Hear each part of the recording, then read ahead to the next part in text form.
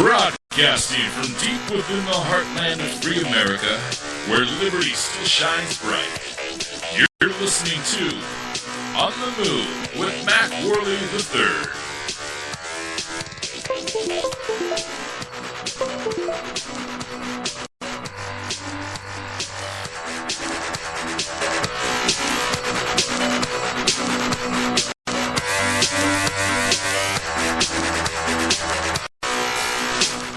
Hello, MacPack. It's awesome to be here. I have really missed you. Last week we had Chris Cruz fill in for us, and first of all, I just want to say thank you, Chris. I thought he did one hell of a job on the show. I hope you guys liked him. I love talking to Chris. He's one of my good friends, and I have a whole lot of respect for the guy. By the way, this is the On the Move show. This is the program that attempts to inspire you to stand up for your rights. We talk about all sorts of things here. We talk about government, philosophy, politics, all sorts of things. Today, we have quite a bit of stuff on the agenda, but before we get into all that, if you're new to the program, we broadcast every Sunday at 5 p.m. Pacific Standard Time. That's 8 p.m. Eastern Standard Time.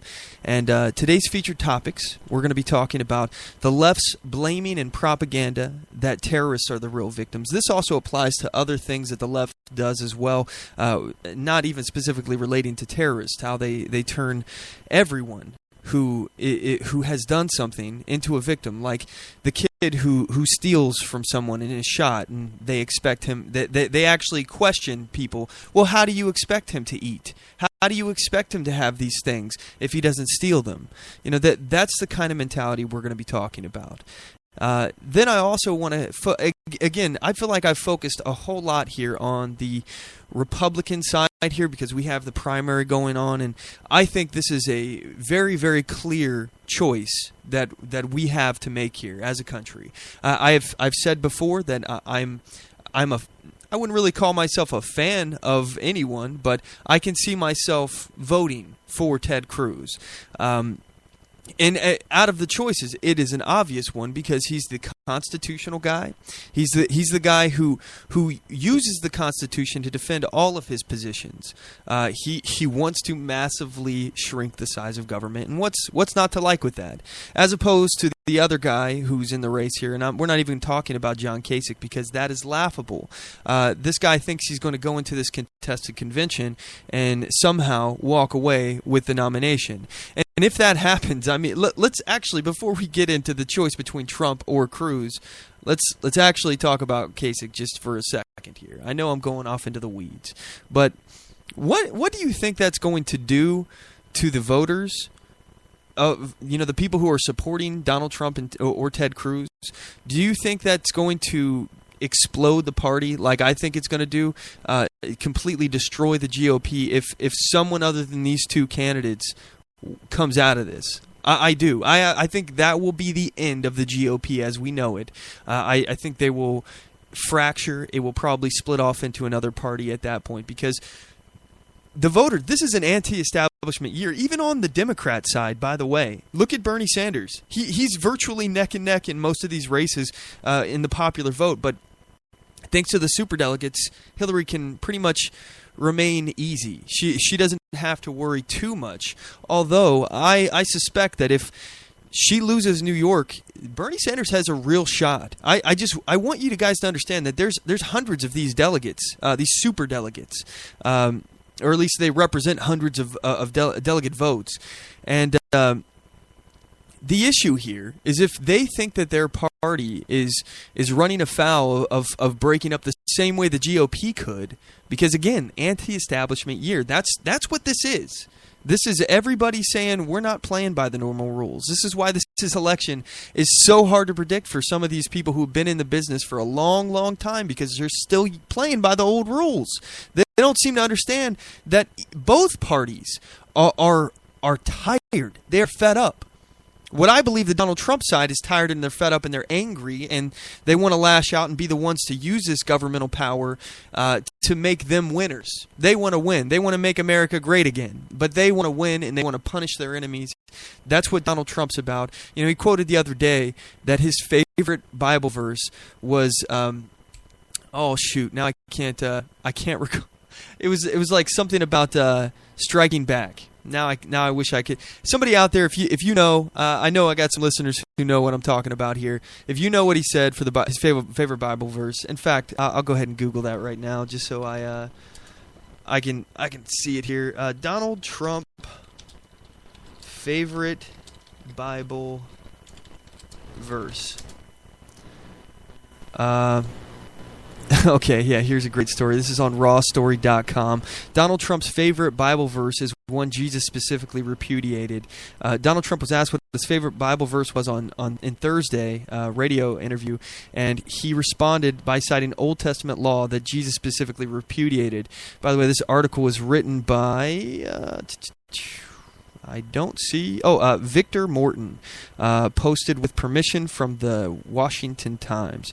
Mr. Trump responded with a Mosaic law rule, an eye for an eye. That's what it is. Okay, so this is the mentality of Donald Trump. You strike me, I strike back.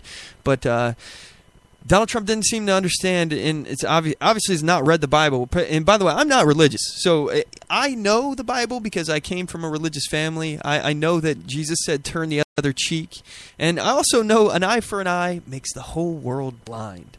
You know that there are some things that, and this is why I preach up here about nonviolent resistance, nonviolent struggle, because there are, and I am completely in this camp when it comes to Dr. Martin Luther King tactics.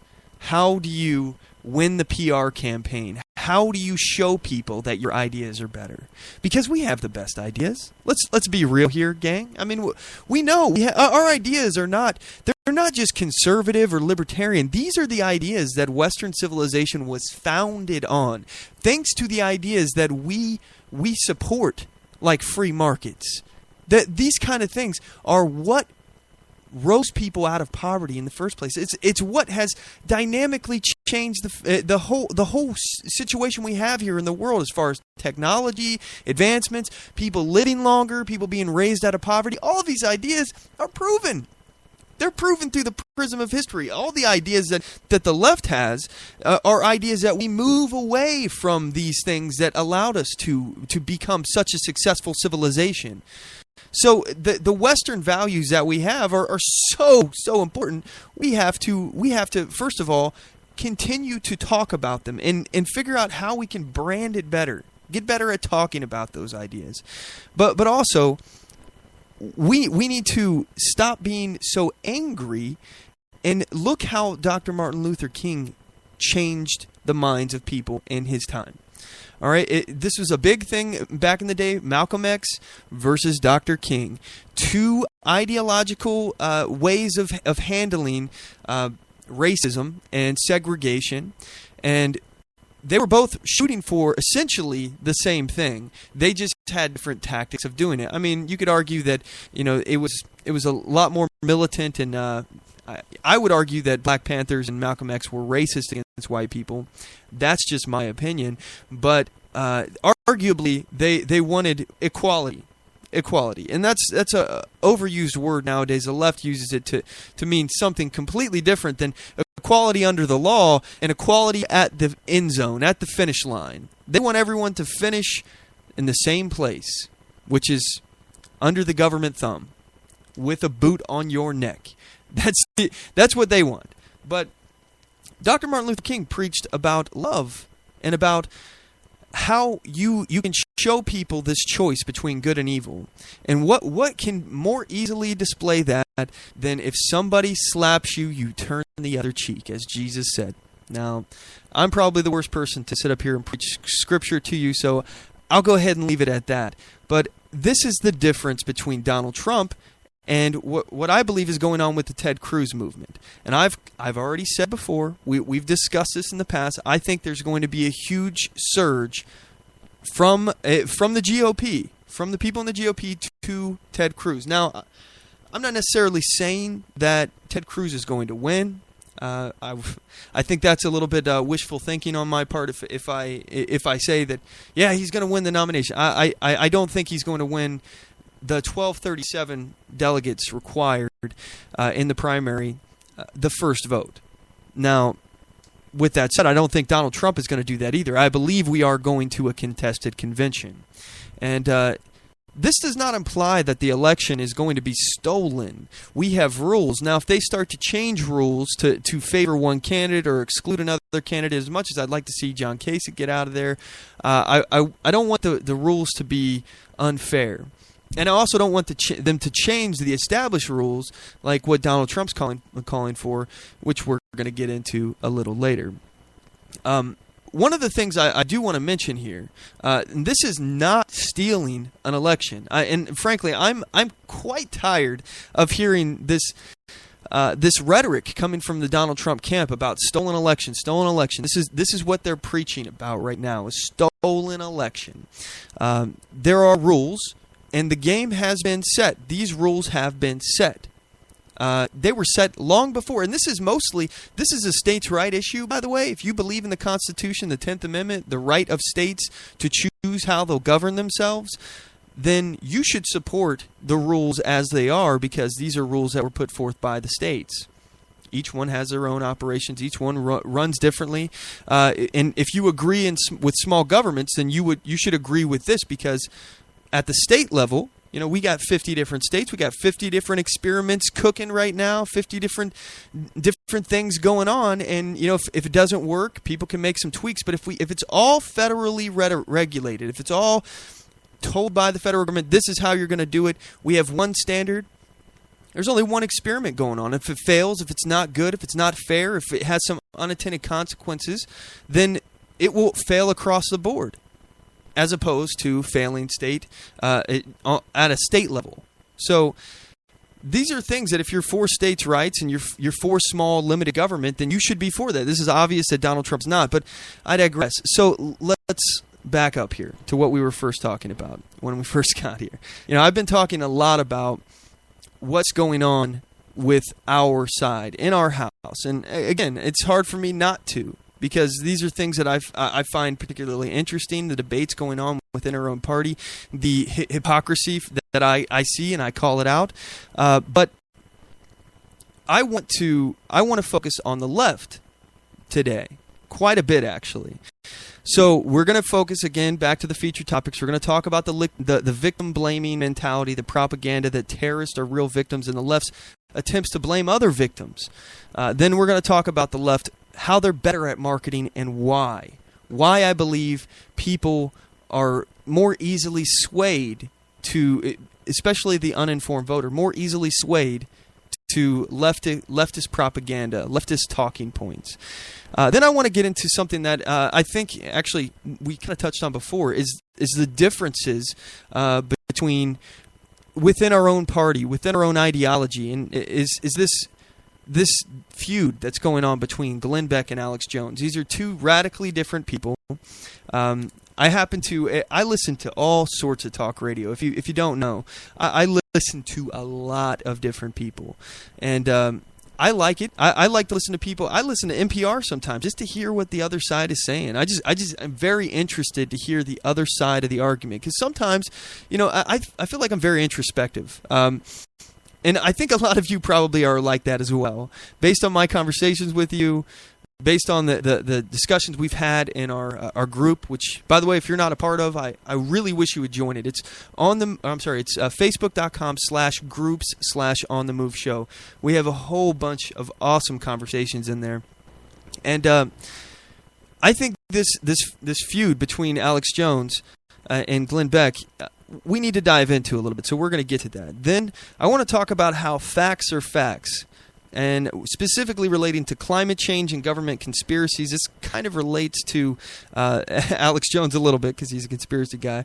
And we're going to talk about the IRS targeting and Operation Fast and Furious and a few other things. I want to talk about how Donald Trump is a chaos candidate, why democracy stinks. I want to talk about Hillary Clinton. She was nodding in agreement when a panel was talking about how gun owners are terrorists. So we're going to talk about that, yeah.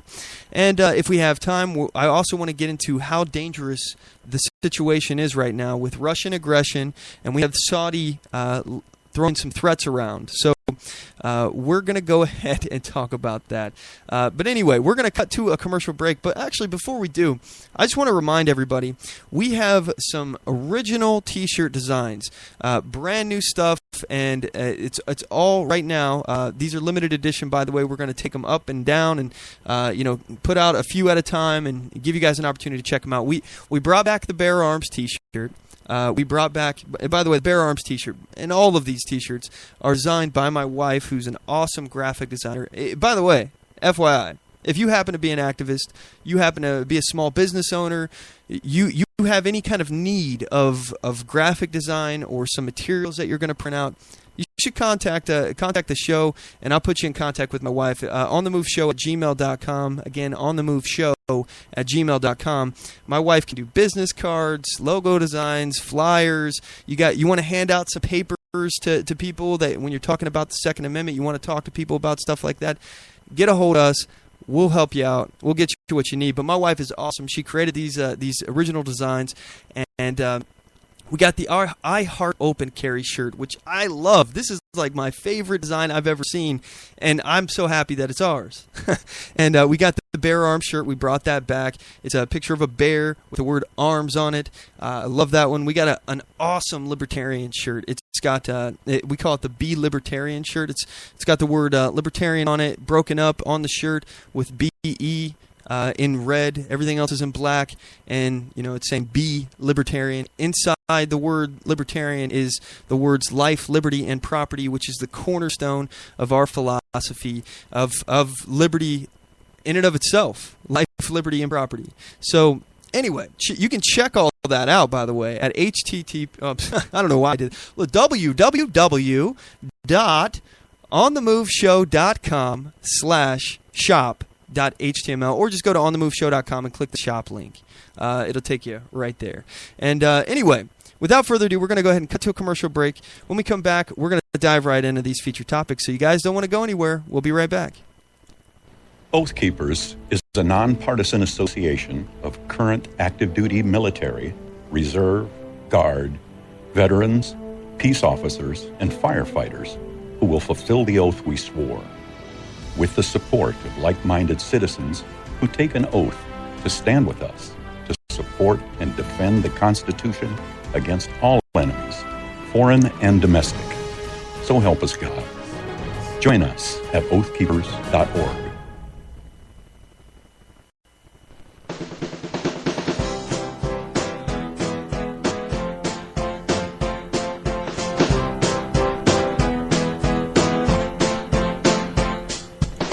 Support On The Move.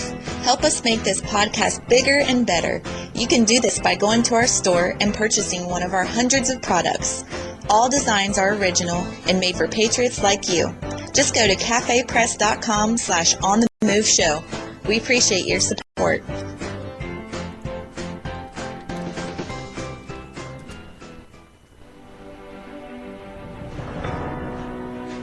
Hi, I'm Latasha Worley, and I work with candidates to creatively and effectively communicate their message to voters.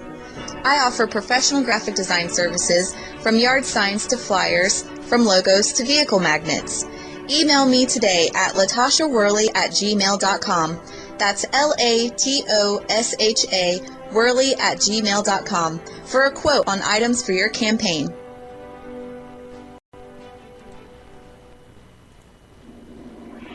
Broadcasting from deep within the heartland of free America, where liberty still shines bright. You're listening to On the Move with Mac Worley III. And we're back. If you would like to join today's conversation, I hope you do. The number to the show is 360-450-5625. Again, that's 360-450-5625. The MacPack phone lines are open, so feel free. Let your voice be heard. Anything is on the table, so you got something in your craw, give us a call. Or you can get us on Twitter at OnTheMoveShow. Please contact us. I'd love to talk with you guys today. So let's dive right in. I want to talk about the left today for quite a while here, actually. First of all, the left, they suck. Oh, yeah, everybody knows that. Okay, but let's get right down to it. The first things first here is this victim blaming. This really pisses me off. First of all, so I want to start out talking about essentially what we're seeing from not even just our left, the American left. Let's see what the international left is doing. They like to do the victim blaming. So one of the things that I'm concerned about is, first of all, these refugees that we hear coming into Europe. These immigrants that are coming from the Middle East, coming up to these rich European welfare states to live off the teat of others. And again, these are not refugees, because refugee would imply that you're leaving somewhere that is not safe and you're seeking asylum. Well, they found that when they went through Turkey, and they found it when they went to other countries as they were passing through, but they continued moving. They had found a safe space, and now they're looking for that better life. Now they're looking for something different. They're not actually looking to go back ever. They're looking to live somewhere new and have the most amount of money given to them as possible.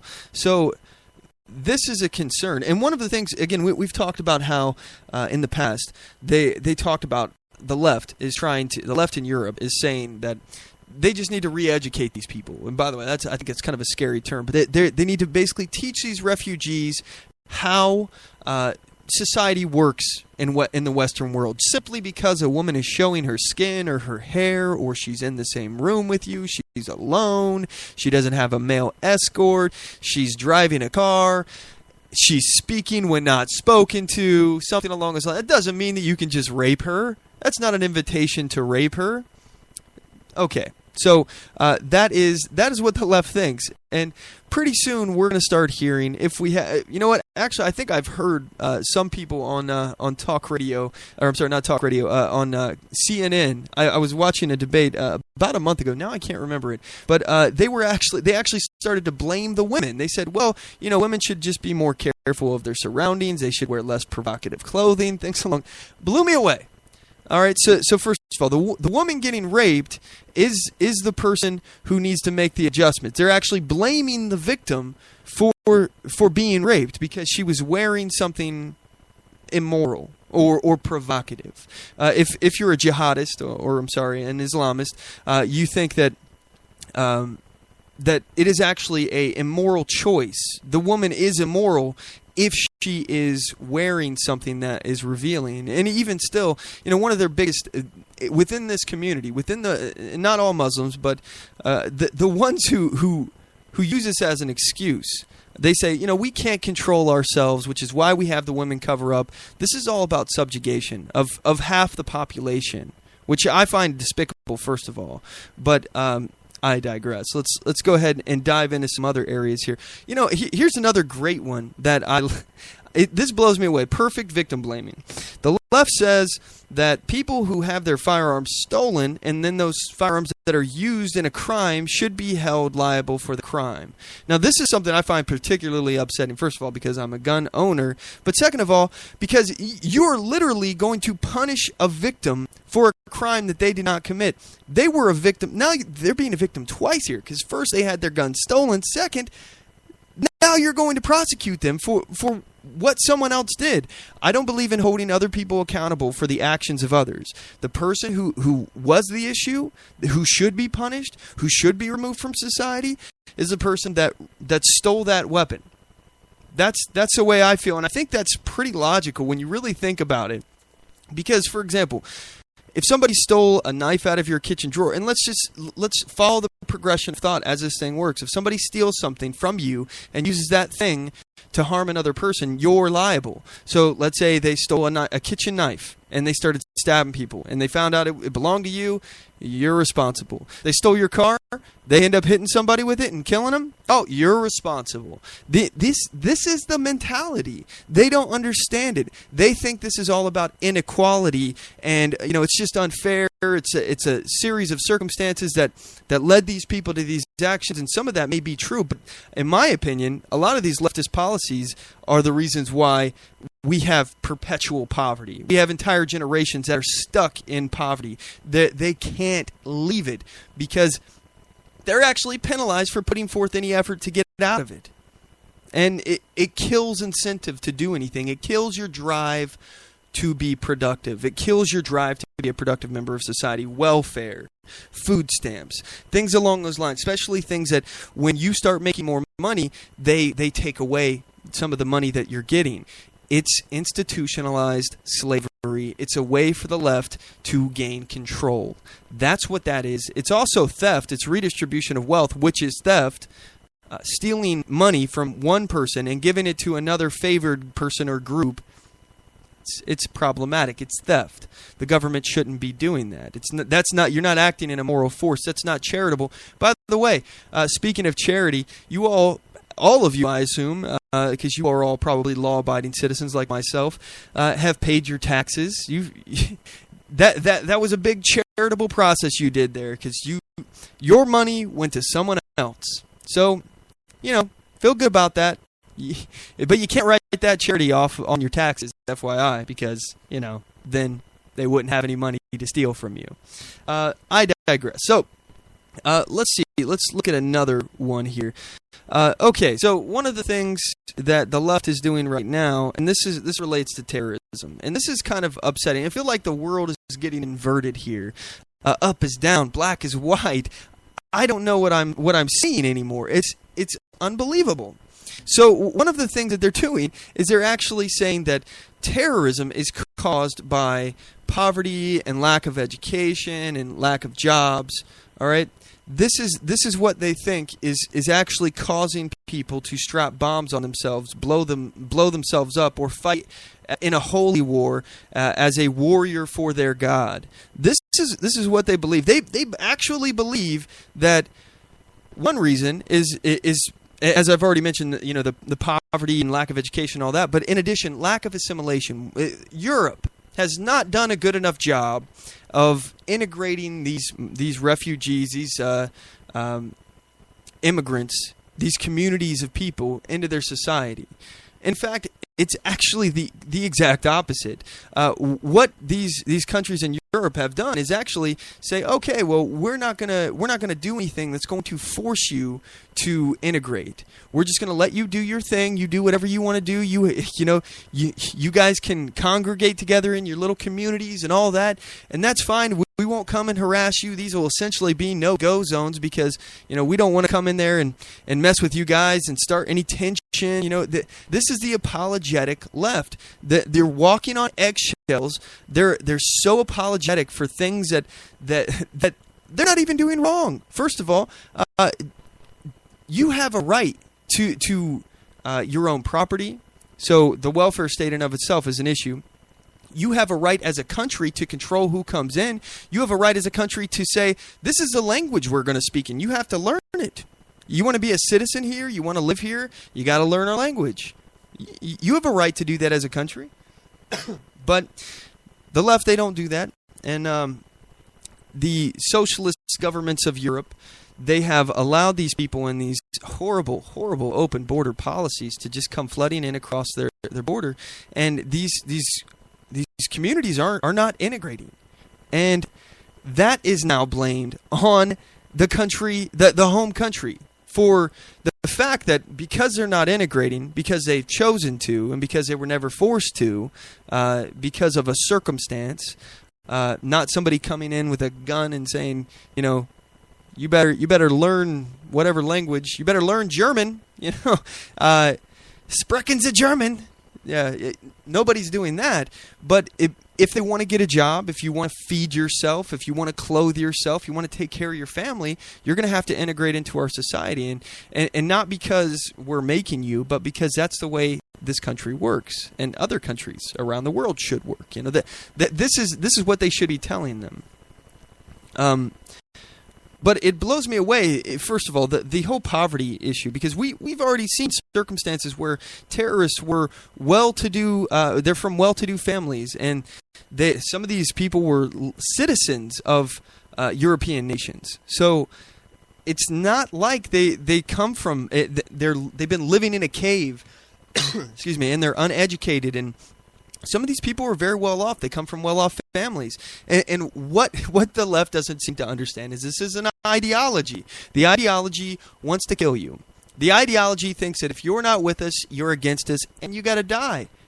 And not only do you have to die, God compels them. Their God compels them to kill you. It's if they believe that the Prophet Muhammad was saying the revealed word of God, then they can do whatever they want. In fact, they're compelled to.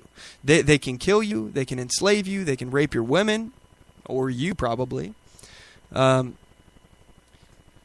It's just crazy. Just crazy to think that this is what we've come to. The left is they live in this little bubble. And the crazy thing is that the Western ideology is what has allowed them to live in this little bubble. This little bubble of absurdity. You know, they don't seem to understand that the world's not a nice place. It's not filled with rainbows and unicorns. You know, there's people out there that want to freaking saw your head off. And that may sound terrible, but it's true. It's just true.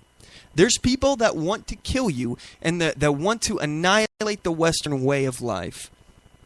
We have to stop blaming victims. We have to stop pretending that people who are terrible human beings, people that have bought into propaganda from the jihadi movements, from the literal interpretation of the Hadith and the Quran, we got to stop pretending that these people have somehow been disenfranchised, when in reality, these people were welcomed with open arms.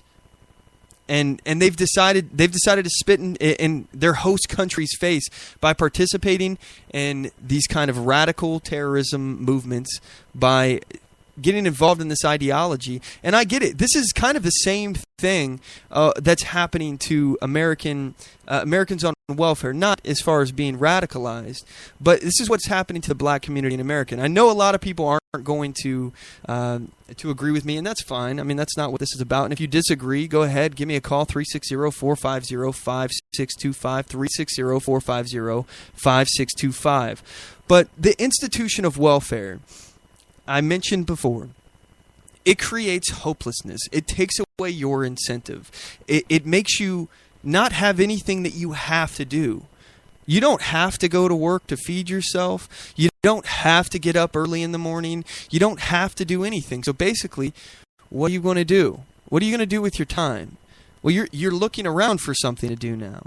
And that time spent looking around can be used productively, admittedly. Very, very likely, people will use that to benefit themselves in some way. They'll sleep in, they'll enjoy their day. They probably won't get caught up in radical terrorism. Probably not going to do that. Probably not going to join a jihadi movement.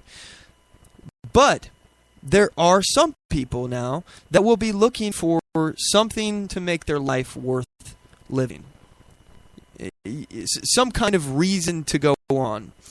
And some of those people will, in Europe and these jihadi movements, some of these people will turn to this holy warrior ideology, and that will give their life meaning. But it's this process of welfare in some of these states that are causing, not necessarily causing, but attributed to, I would say, to people turning to jihadism, because they don't have any meaning anywhere else in their life. They don't have it because they're looking for something else. And what I see in America with welfare is kind of a similar instance. So we have black families who, in the 1960s, they were actually doing very well. 1960s, yeah, we had segregation, but we did not see the decimation of the black family. And just, this is Americans, anybody who's on welfare, but there's a disproportionate amount of African Americans who are on welfare in comparison to whites, for example. All right, and what's happening with the welfare system? Welfare system is institutionalized slavery. I've said that before. I'll say it again. I'm going to keep pounding that drum because you get on the hook. All right, first of all, you can't make more money. If you're working a job, you can't take in more hours. You can't work overtime. You can't try to get a promotion, because if you do, you end up losing out on some of that money. So it keeps you in perpetual poverty. It keeps you locked in to your station. Keeps you exactly where you are in life. You're not going to move forward or move backward unless you're prepared to sacrifice. And that is a hard choice for a lot of people to make.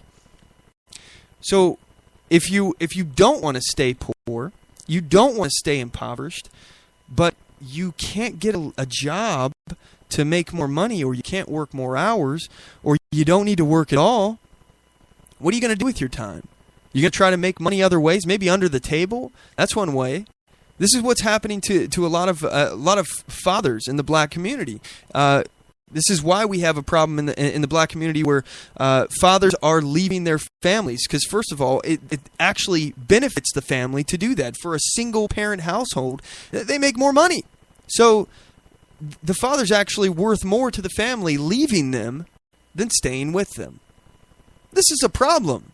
This is a problem to have a policy, a government policy, that actually incentivizes fathers to leave their children and their wives, or girlfriends, or babies' mamas, whatever. But if we have a system like this that is set up, it incentivizes that, we're going to get more of it, which is what we have. So now we've got people who are living off the government, and they don't have anything to do, and they want to make more money. But if they make more money over the table, then they're going to lose out on more money. So then maybe they turn to crime. That's how we end up having these gang problems, people selling drugs. They're trying to make income on the side that's not going to touch their government money, not going to cut into their welfare. It's off the books, under the table. Nobody knows about it. This is the destruction and institutionalized slavery that we're talking about from welfare on the black community. It's documented. I mean, go look back in the history here. It's pretty easy to see what has happened. The dramatic shift of the black population in levels of poverty. How well black people are living today. All right. Now, it's funny. Being a white guy, I'm not supposed to talk about this kind of stuff. I'm not supposed to have an opinion. I'm not.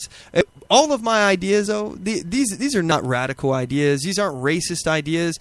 I don't play identity politics. But what I do know is that when the government interferes, less people do better.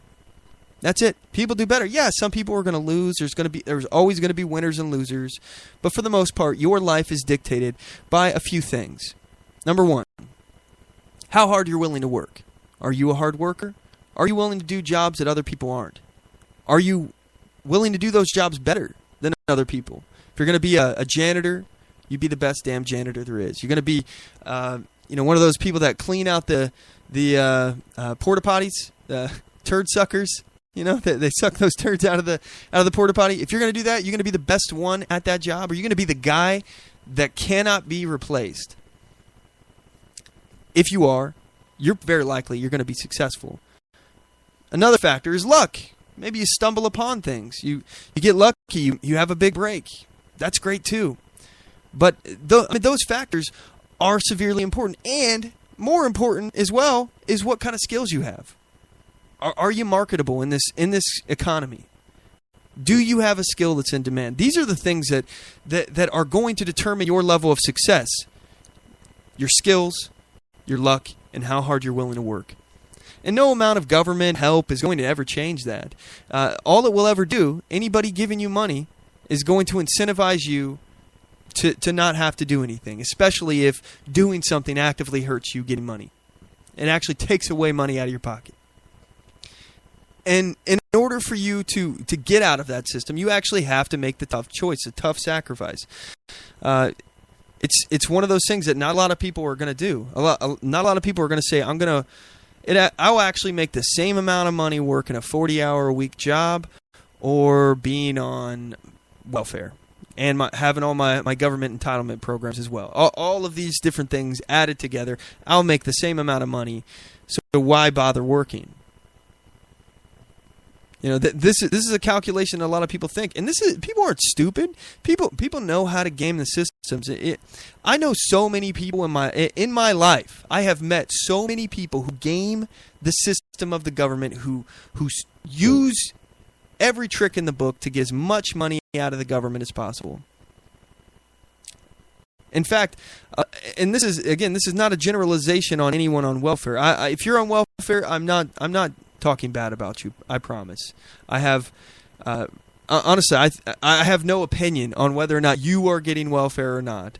I think as the institution itself, I don't think that it should exist because I disagree with redistribution of wealth. I don't like the idea that somebody, first of all, is deciding how much money that you can keep out of your paycheck, that you're working for someone else.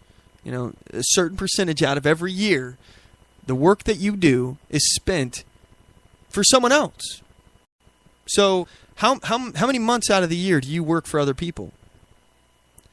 How much of that is fair? I don't think any of that is fair. I think it's completely unfair, unjust, and unconstitutional to steal someone's money, their hard-earned work.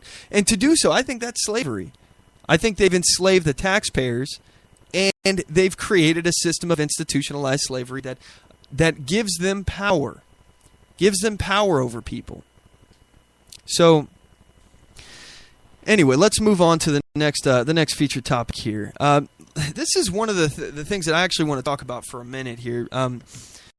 The left is really good at branding, and actually, we're going to get into this when we come back from a break. I want to talk about marketing and branding and our ideas versus the left, and how they're in some ways they're winning the marketing war, the info war, as Alex Jones says. But I think we are doing our job as well, but we need to continue looking for new and inventive ways to get our message across and to make our message cool. Because, honestly, a lot of people in college and the youth right now, they're all jazzed up about this Bernie Sanders stuff. And I'm telling you, gang, things are not going to end well if we don't find something to win over the youth. Anyway, we'll be right back after this break. Don't go anywhere. I do solemnly swear that I will support and defend the Constitution of the United States of America against all enemies, foreign and domestic, and that I will bear true faith and allegiance to the same, and that I take this obligation freely, without any mental reservation or purpose of evasion, pledging my life, my fortune, and my sacred honor. So help me God. Join us at oathkeepers.org.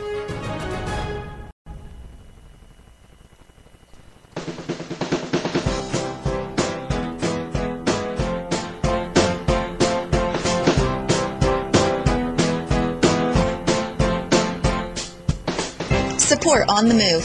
Help us make this podcast bigger and better. You can do this by going to our store and purchasing one of our hundreds of products. All designs are original and made for patriots like you. Just go to cafepress.com/OnTheMoveShow. We appreciate your support.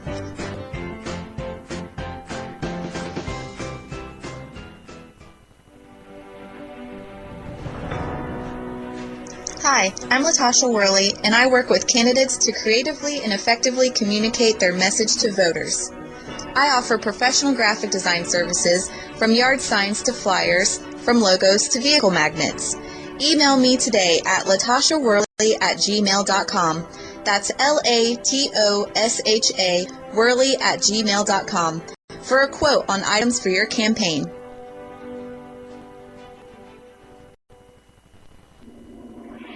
Broadcasting from deep within the heartland of free America, where liberty still shines bright.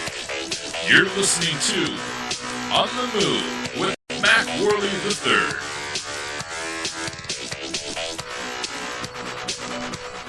So why is the left better at branding? Maybe some of you guys don't agree with me necessarily on this point, but let's just look at how easy it is to be a leftist. I think it's so much more difficult, not in principle or consistency, but everywhere else practically, to be a conservative or libertarian in philosophy. Why do I say this? Because we have to explain things to people. We have to actually spend some time, get them to spin their wheels, have them sit down and actually listen to our points. We have to explain why these interventionist ideas using governmental force actually has unintended consequences. And it's not just looks like we're saying, oh yeah, this may have an unintended consequence. We can actually look back in history at when they've done this many, many times. That's the beauty of modern technology nowadays, is that it's so easy to find the answers to these things. How has redistribution of wealth worked out? How has communism and socialism worked out in the past? How have these ideas worked? Because it's not like these are new. These are hundreds of years old. So how they work out in the past? Not very well. Millions of people dead. That utopian little world of rainbows and unicorns leftists live in, it doesn't seem like they care about truth or facts or history. Again, I don't think that you can necessarily use history to solve your every problem, to make sure that no problem will ever happen again. People say if you don't learn from history, you're doomed to repeat it. I agree with that sentiment, though. If you see some things that have created a trend over and over and over again, you can start to come to some conclusions like, okay, communism kills people. Yeah, not a good idea. Societies that are freer do better economically. The people have a higher standard of living. So it's very frustrating to me that the left, they don't seem to understand this. But it's almost not their fault, because the Democrats, the establishment, the people who spout these talking points that the Democrats say all the time. Like, for example, the Democrats will talk about like 10-second talking points where they say, billionaires need to pay their fair share. That's all they had to say. That's all they had. Yeah, billionaires, they should pay their fair share. Some uninformed voter, first time hearing about politics, a new kid, just sat down in his first college class. He's got a leftist professor up there talking about it. Or he just heard Bernie Sanders throwing it down, dropping the bombs. This is what they hear. And when we talk about fair share, okay, we have to actually sit there and explain, first of all, what is a fair share? In order for us to noodle this out with them, to actually sit here and challenge them on this belief that billionaires or corporations or anybody needs to pay their fair share, we have to ask a few questions. We have to start picking apart their argument. It may take us several minutes to explain why this idea doesn't work. Explain, first of all, ask them, what the heck is fair share? What is somebody's fair share? What's fair that anyone pays the government? Is it fair that person A pays, 20% higher taxes than person B? Is that fair? No. That's, by definition, that is not fair. It's not equal. Not only is it not equal in money, but it's also not equal in percentages of money. So, in fact, their fair share is actually the exact freaking opposite of fair. We have to explain and break this stuff down. It's very damaging, very difficult. And I think that because of social media, social media has created a change, created a pivot, because we're all familiar with these memes out there. You've all seen them. It just says a few words in a picture. All right? It's very simple. You get your point across, bada bing. That's it. That's all you got to do. Send out a meme. Well, social media has made it easy for leftists to send out these memes and, talk about their 10-second talking points. It's also made it easier for us to get our message across as well. But again, our message takes a little longer to explain. Our message, it needs to be explained that it's not based on racism or hate towards another person or anything in particular, bigotry, sexism, things along those lines. Well, we have to actually explain, no, we're actually not racist.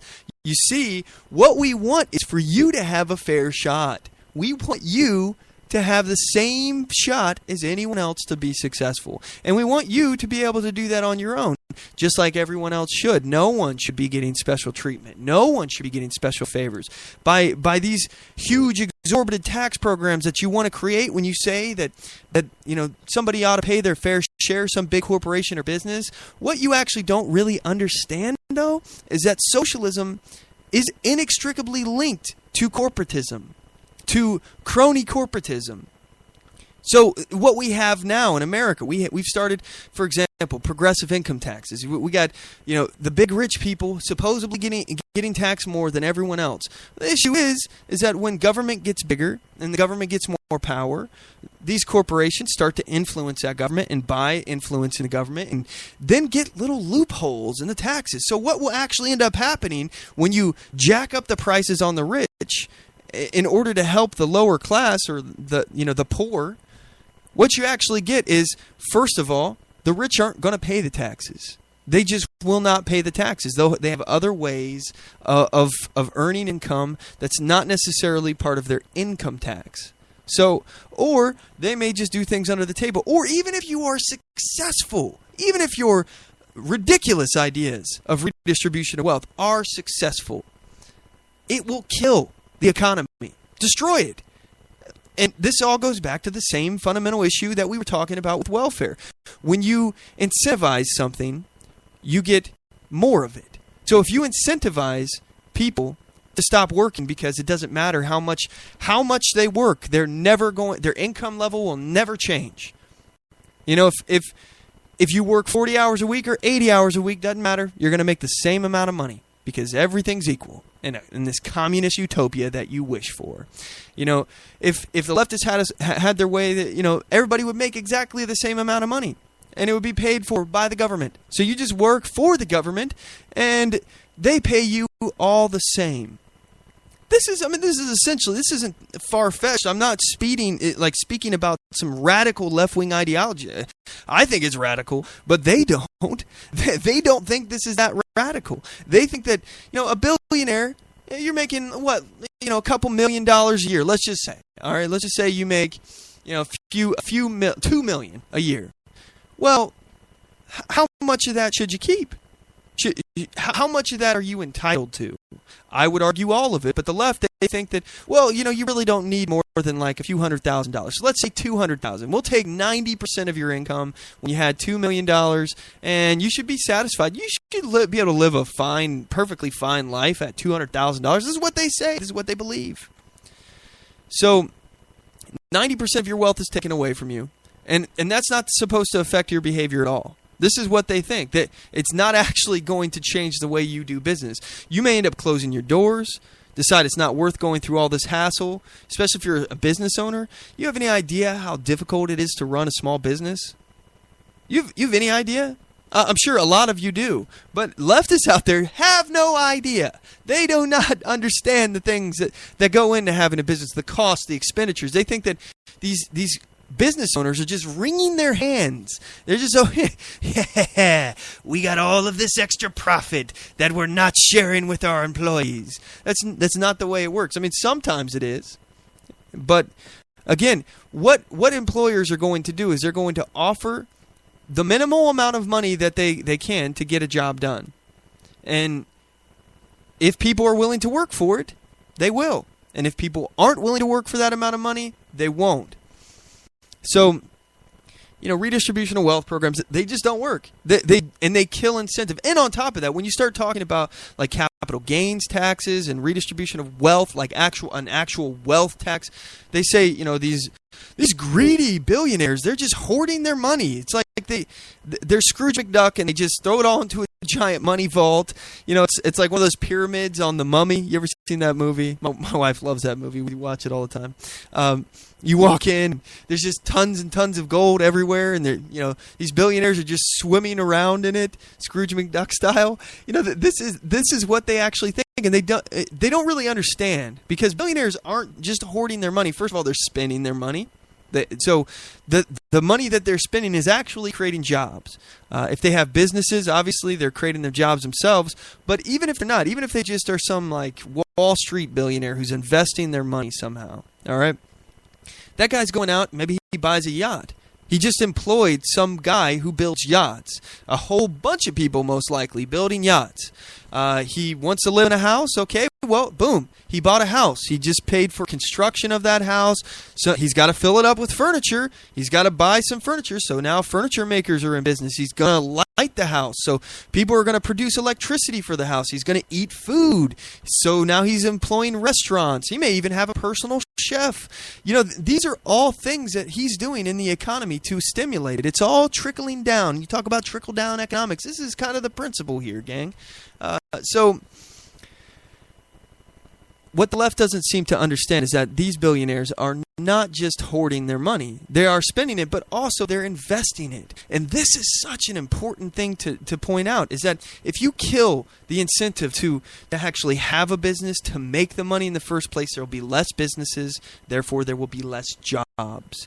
And also, if you make it less profitable for people to invest their money and make money off of the money that they already have, by investing in tech companies, or back in the day the railroad and all these different things. Like if you make it less profitable, if you create an incentive to not do it because it's all taxed anyway and you pretty much break even, then there's going to be less investment. And I happen to think that we should be investing in our country. We should be investing in technology. The future is so bright for us if the government gets out of the way. Governments have never, ever produced anything. Governments have stolen. That's all they do. Governments steal and they kill. Which is why I think that we should have the smallest damn government that we can possibly have, because they're dangerous.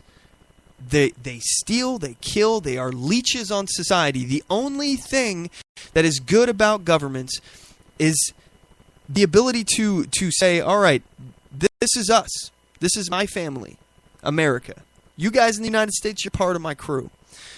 I'm going to protect you. You protect me. We have government to have a mutual protection pact. We control our borders, and we deal with foreign countries, because foreign countries aren't to be trusted. Not that I'm an isolationist. I'm not saying that we stick our head in the sand, we put a giant iron dome over America, we don't deal with anybody.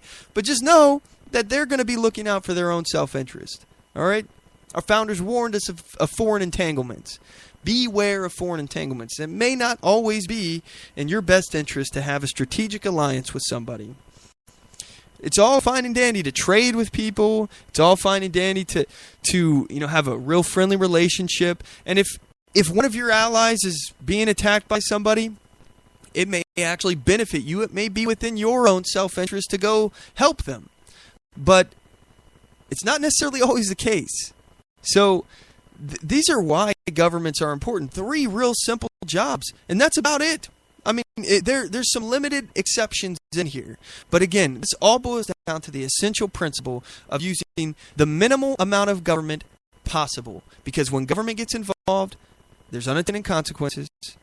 And secondly, governments are inefficient and they don't do things well for the most part. So the only reason why you'd want to use a government in the first place is to replace something that's already not going well. But again, there could be an unintended consequence. So for example, we talk about, one of the things I mention all the time here is monopolies. I'm not entirely sold on the idea that monopolies are this big evil threat that our government seems to think they are and the left always talks about. We've never really seen a free market monopoly that didn't have a hand. The government didn't have a hand in it for some reason or another, either breaking it up or creating it. So we've yet to really see how this would work out. For example, back when there was big electric company wars going on between each other, they were trying to basically lower their prices in some areas. I think New York was this big battleground where there was a bunch of different electric companies. And these electric companies were competing against each other to lower the prices. And eventually this started this big price war where they're all lowering their prices. And eventually all these companies went under and there was just one. And this one now, they can charge whatever they want. But let me ask you, if you have a business idea, you have a product that you make that no one else is making, and you have the best product, you can do it better than anybody else, and you survived and all of this stuff, shouldn't you be able to charge whatever you want for your product or service? Don't you as a business owner have a right to charge whatever you want? And just think, from this electric company standpoint, okay? let's say they gouge prices, price gouging. All right? I don't necessarily think that's a bad thing. I don't think price gouging is necessarily immoral because the business owner is essentially having a contract with you. You have the right to contract. You can choose if you want to have that service or not.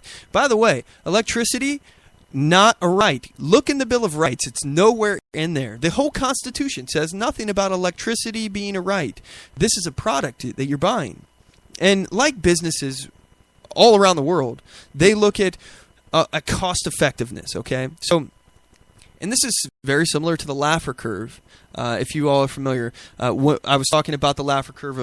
I've talked about it a lot, actually. It's where governments actually make less money from taxing too much. So once you pass a certain threshold, you actually make less money taxing than you would if you had a lower income tax rate or a lower tax rate, because people eventually just stop paying. You incentivize people to stop working. We're talking about some pretty deep topics here, but let's relate this to the electric company.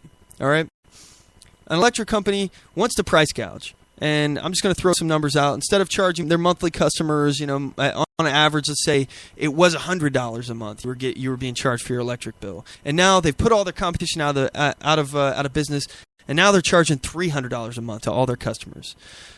So their costs have tripled. Well, if people don't want to pay that for that service, then they won't. If people can't afford to pay it, they may actually, or they may use less electricity in the process because electricity costs more money now. So we would actually, this is one of the things that the left doesn't seem to understand.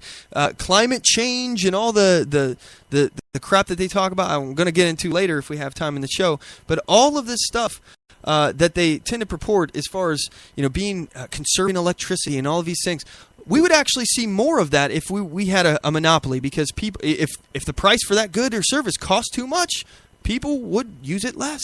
So that would actually be better in their eyes, because people would be using less electricity, less energy, all of these things. You'd have a smaller carbon footprint because this good or service costs more.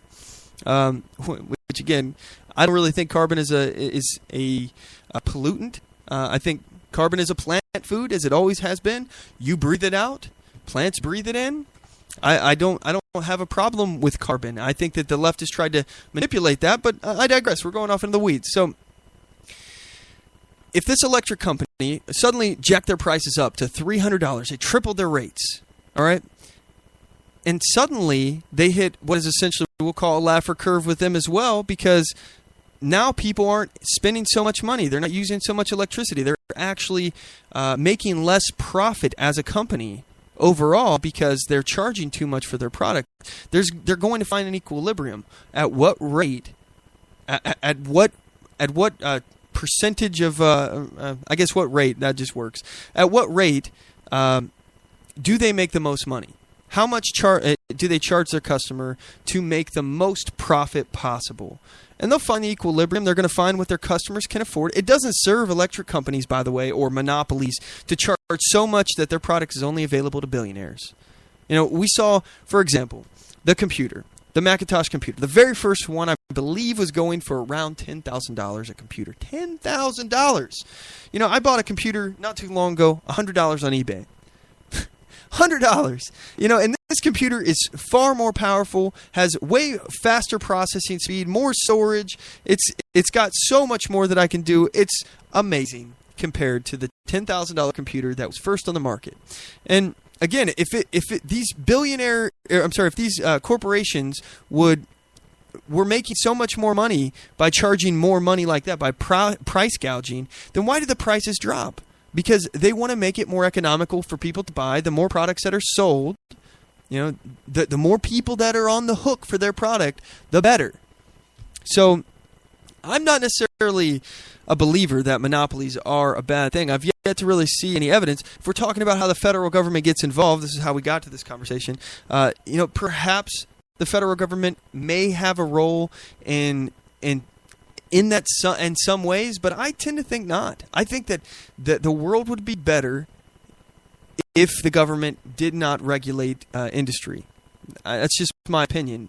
I think that the federal government, again, great for common defense, immigration, foreign relations, and settling interstate disputes. That's really it. Those four things. I mean, really, so a lot of those are kind of the same category. Immigration and foreign relations and even common defense, those are all foreign relation issues. And then the only thing left is to settle interstate disputes. And that's the beauty, too. If you don't have a big, overreaching leviathan of a federal government controlling every single aspect of your life, if you leave this to the states to decide, yeah, maybe you'll have a monopoly in one state. But if another state wants to get involved and break up that monopoly in their state, they have a right to do that. I think people have a right to govern their state how they want. I think that they should, as the Constitution declared, as the Constitution established, that they have to have a Republican form of government first and foremost. But I mean, they're laws that fall in line with the federal Constitution and their own Constitution. They have a right to choose how they want to live their life, how they want to govern themselves. So, and again, I've mentioned this before. This idea that America is an experiment. And this is what our founders believed. This was a great experiment. Can people govern themselves and last? Will this form of government have longevity? And how did they want to do it? They did it by states' rights. States' rights, such an important issue, because you imagine that you're a scientist in a lab and you want to find out if this chemical reacts a certain way over a period of time, and you want to test and retest and test and retest. You want to find the most stable combination of these, mixing these chemical combinations together. All right, you want it to be stable long term and in the short term, and you're dealing with some very volatile chemicals that are reactive to each other. So rather than just doing one experiment at a time, and if it blows up, that's it. All your research is gone. Your experiment's over. Rather than doing that, we have 50 experiments going on right now. We have the ability to look over and say, okay, California did it that way, and California is screwed. Those guys are in so much debt. That's not the way it ought to be done. Let's learn from what they did and not do that. Okay, what's Texas doing? Texas is doing that. Okay, what's Florida doing? Florida's doing that. Ohio's doing this. And everybody learns. And the more important thing here is that if one of them blows up, if there's a failed state in, let's say, Ohio, for example, if Ohio's economy crashes and tanks, that's it. It's only on Ohio. You don't have to worry about the whole country's economy crashing and everyone suffering, falling into a Great Depression. If Ohio's leaders make terrible economic choices, then Ohio will have to pay the price, and that'll be that. But the experiment goes on. Ohio will have to make some adjustments and learn from people who did not fail, who did not crash in this hypothetical scenario. That's the beauty of it. That is the beauty. That's why I'm a big state rights supporter. I think the minimal amount of government possible, the best. We only use government when we have no other choice. When the other natural forces are not as good as, or don't provide, or actually provide a negative result. Not even if it doesn't provide the kind of results that we'd like to see, but if it produces a negative result. That's the only time the government should get involved. So, but I digress. We're going to cut to a commercial break. I certainly appreciate you all sticking with me here. And when we come back, we're going to start talking about the rest of our featured topics here. I want to talk about this, the left and their marketing a little bit more here, and what we can do, why the left is some of the tactics that the left uses to market their message, and where I think we can go from here. So anyway, we'll be right back after this break, gang. Don't go anywhere. Oath Keepers is a nonpartisan association of current active duty military, reserve, guard, veterans, peace officers, and firefighters who will fulfill the oath we swore, with the support of like-minded citizens who take an oath to stand with us to support and defend the Constitution against all enemies, foreign and domestic. So help us God. Join us at oathkeepers.org.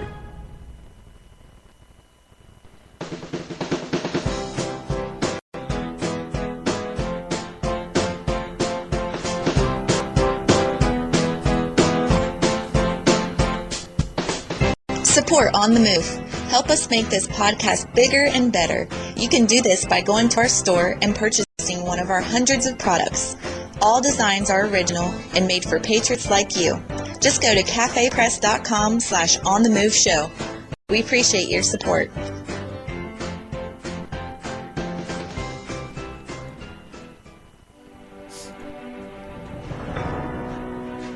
Hi, I'm Latasha Worley, and I work with candidates to creatively and effectively communicate their message to voters.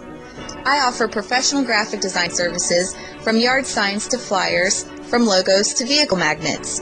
Email me today at latashaworley@gmail.com. That's LATOSHA Worley@gmail.com for a quote on items for your campaign.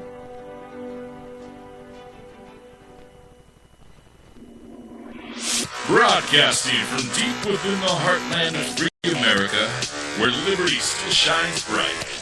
You're listening to On the Move with Mac Worley III.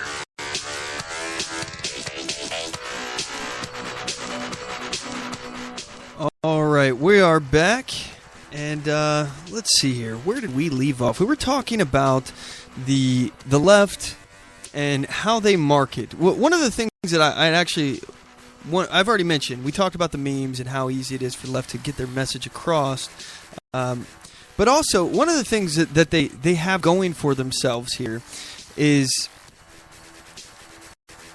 first of all, they can use some tactics that we can't. And part of that is based upon concentration of population. So, as we all know, and I've talked about before, there's a huge difference in ideologies between the city and the country, or even just a little bit outside of the city. I mean, if you live in a metropolitan area, the odds are stacked in the favor of the Democrats that you'll vote for them. That's just how it is, and I wish it wasn't that way. But if the bigger the city, the more likely it is to be filled with Democrats.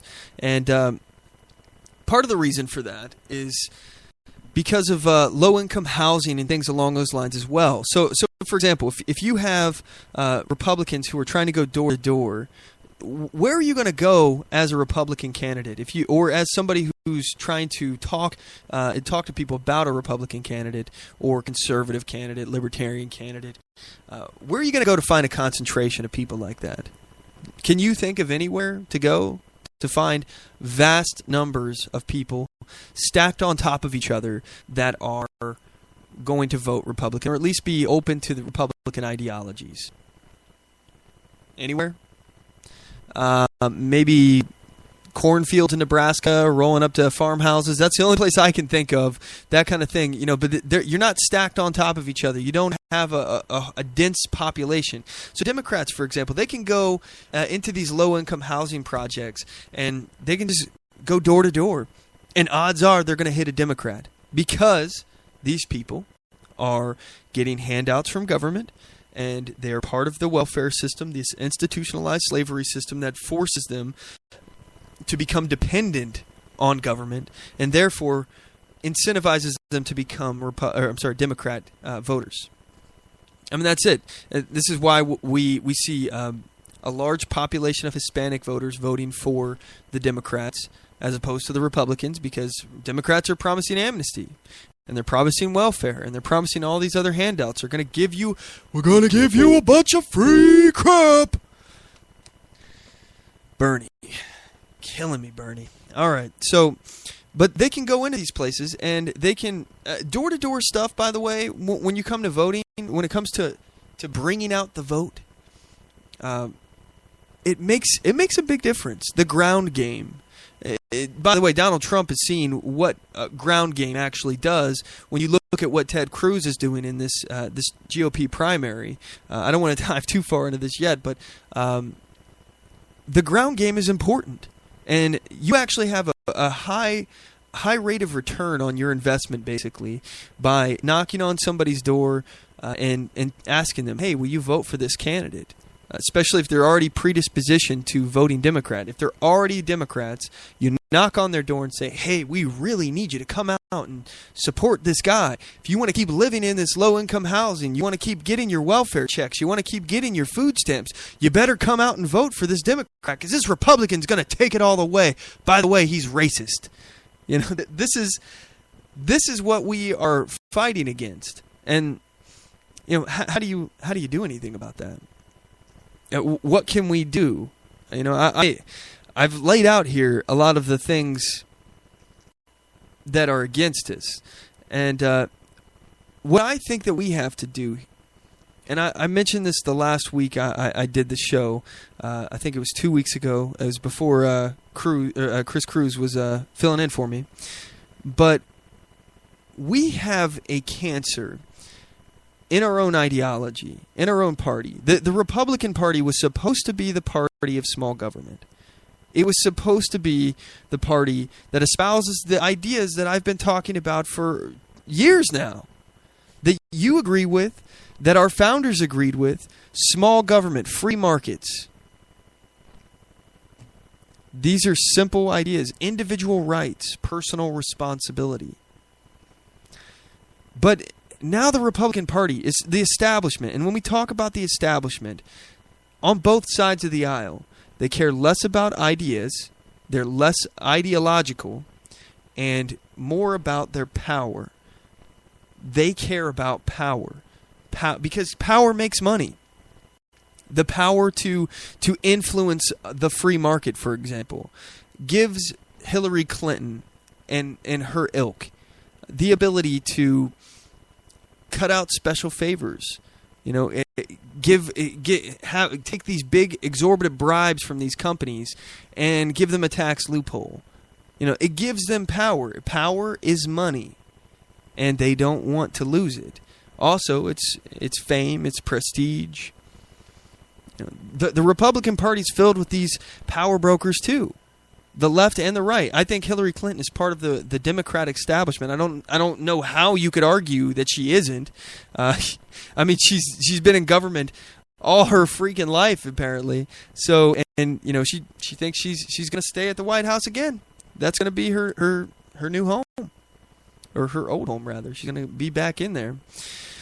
But the Republican establishment, it's full of these kind of people as well. And this is the poison. This is the cancer that's killing our ideas. It's making it harder for us to talk about them because we water down our ideas. The people that we put forward, in many cases within the Republican Party, are either outright balls to the wall progressives, or like Donald Trump, by the way, or they are watered down ideas, progressives. So they may be for a progressive income tax. They may be for, other progressive ideas.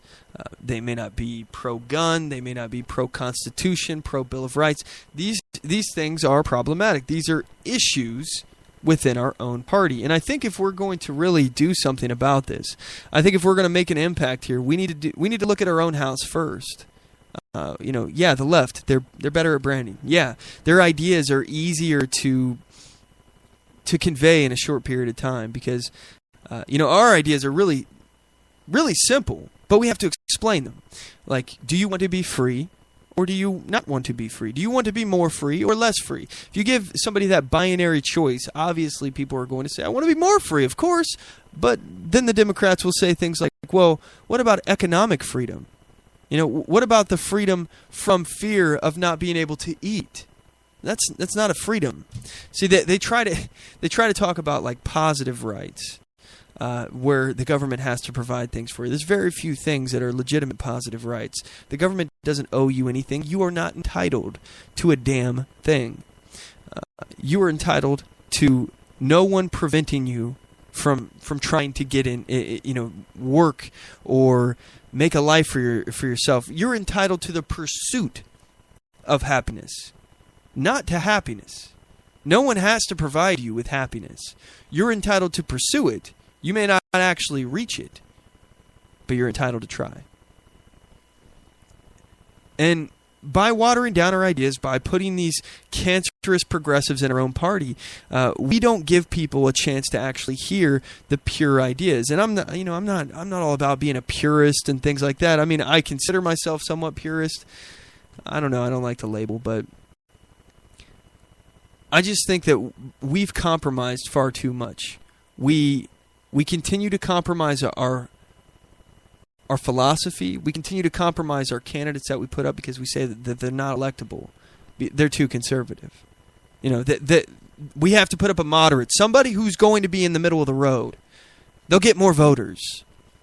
And what ends up happening is we exclude our base, we water down our message, and that's what people, the uninformed voters, think we're about. They don't ever actually get a chance to hear our ideas in their entirety.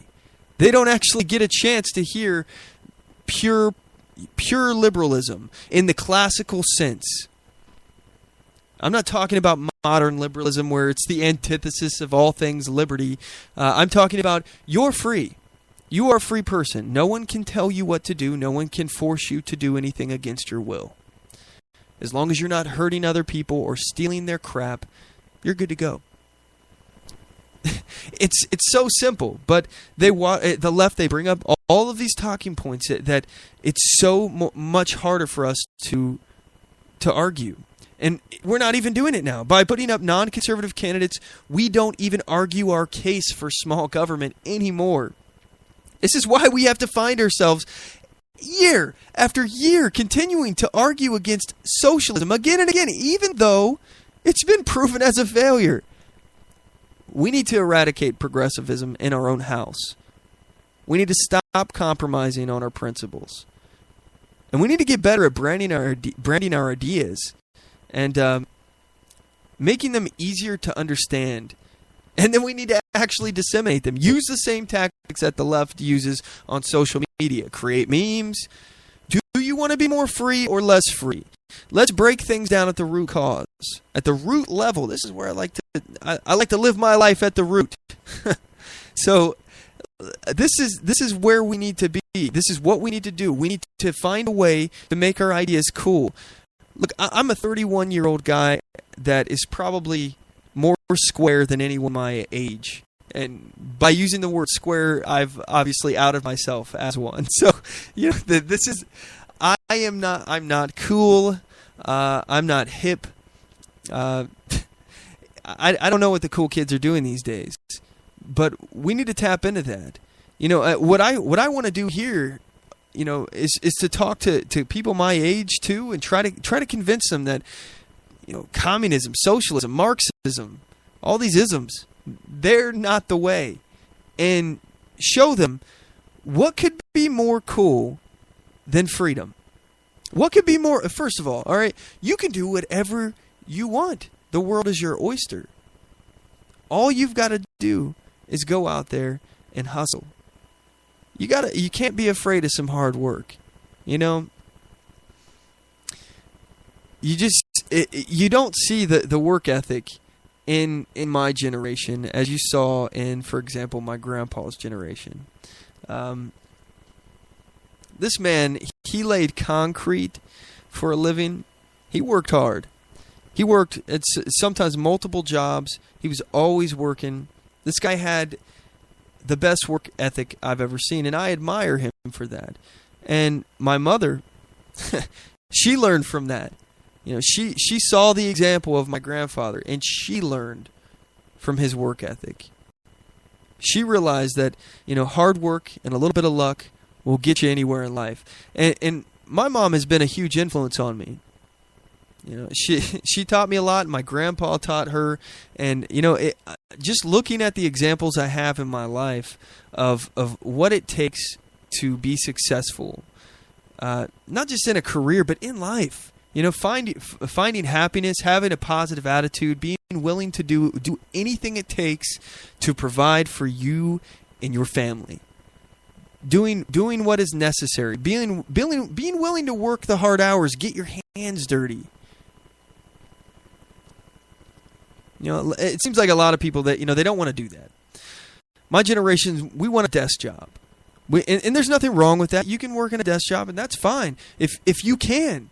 But, you know, if you're not able to find that kind of work, you got to be willing to accept what you can get and work your way up from the ground up. That's just life. You can't expect everything on a silver platter. If you happen to stumble across one, that's when you're grateful. The fact that you've been hungry is what makes you grateful for the extraordinary meal that you're about to get. But you're not entitled to it. You have to earn it. No one's going to do that for you. Anyway, we're going to cut to a commercial break. When we come back, we're going to change subjects here, and I want to talk about Glenn Beck and Alex Jones. I'm going to explain their feud, this feud that's going on. I hate it when Mommy and Daddy fight. Oh, no. Oh, no. I do solemnly swear that I will support and defend the Constitution of the United States of America against all enemies, foreign and domestic, and that I will bear true faith and allegiance to the same, and that I take this obligation freely without any mental reservation or purpose of evasion, pledging my life, my fortune, and my sacred honor. So help me God. Join us at oathkeepers.org.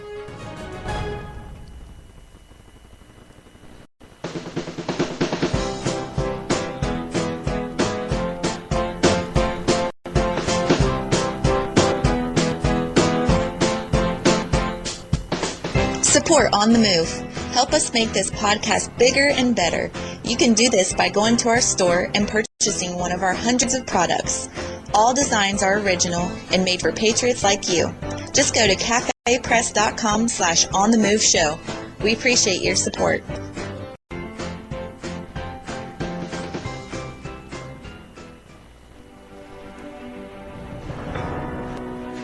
Hi, I'm Latasha Worley, and I work with candidates to creatively and effectively communicate their message to voters.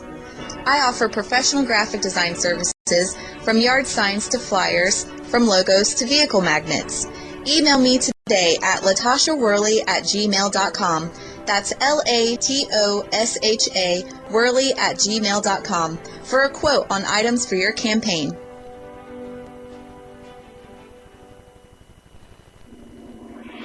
Broadcasting from deep within the heartland of free America, where liberty still shines bright. You're listening to On the Move with Mac Worley III. All right, we're back. If you'd like to join today's conversation, please give us a call. The number to the show is 360-450-5625. Again, 360-450-5625. I would certainly appreciate it if you give us a call. I love interacting with you guys. Anything that you have that you'd like to talk about is on the table. Feel free to give us a call, or you can actually get us on Twitter at OnTheMoveShow as well. So I want to go ahead and actually talk about this Glenn Beck, Alex Jones feud. So here, let me actually play. I'll start by playing this clip from Alex Jones. He's talking about how Glenn Beck works for Obama. So, again, let me lay the groundwork here. I have listened to both of these gentlemen. I happen to agree with them on some things and disagree with them on other things, but I digress. Here's the clip.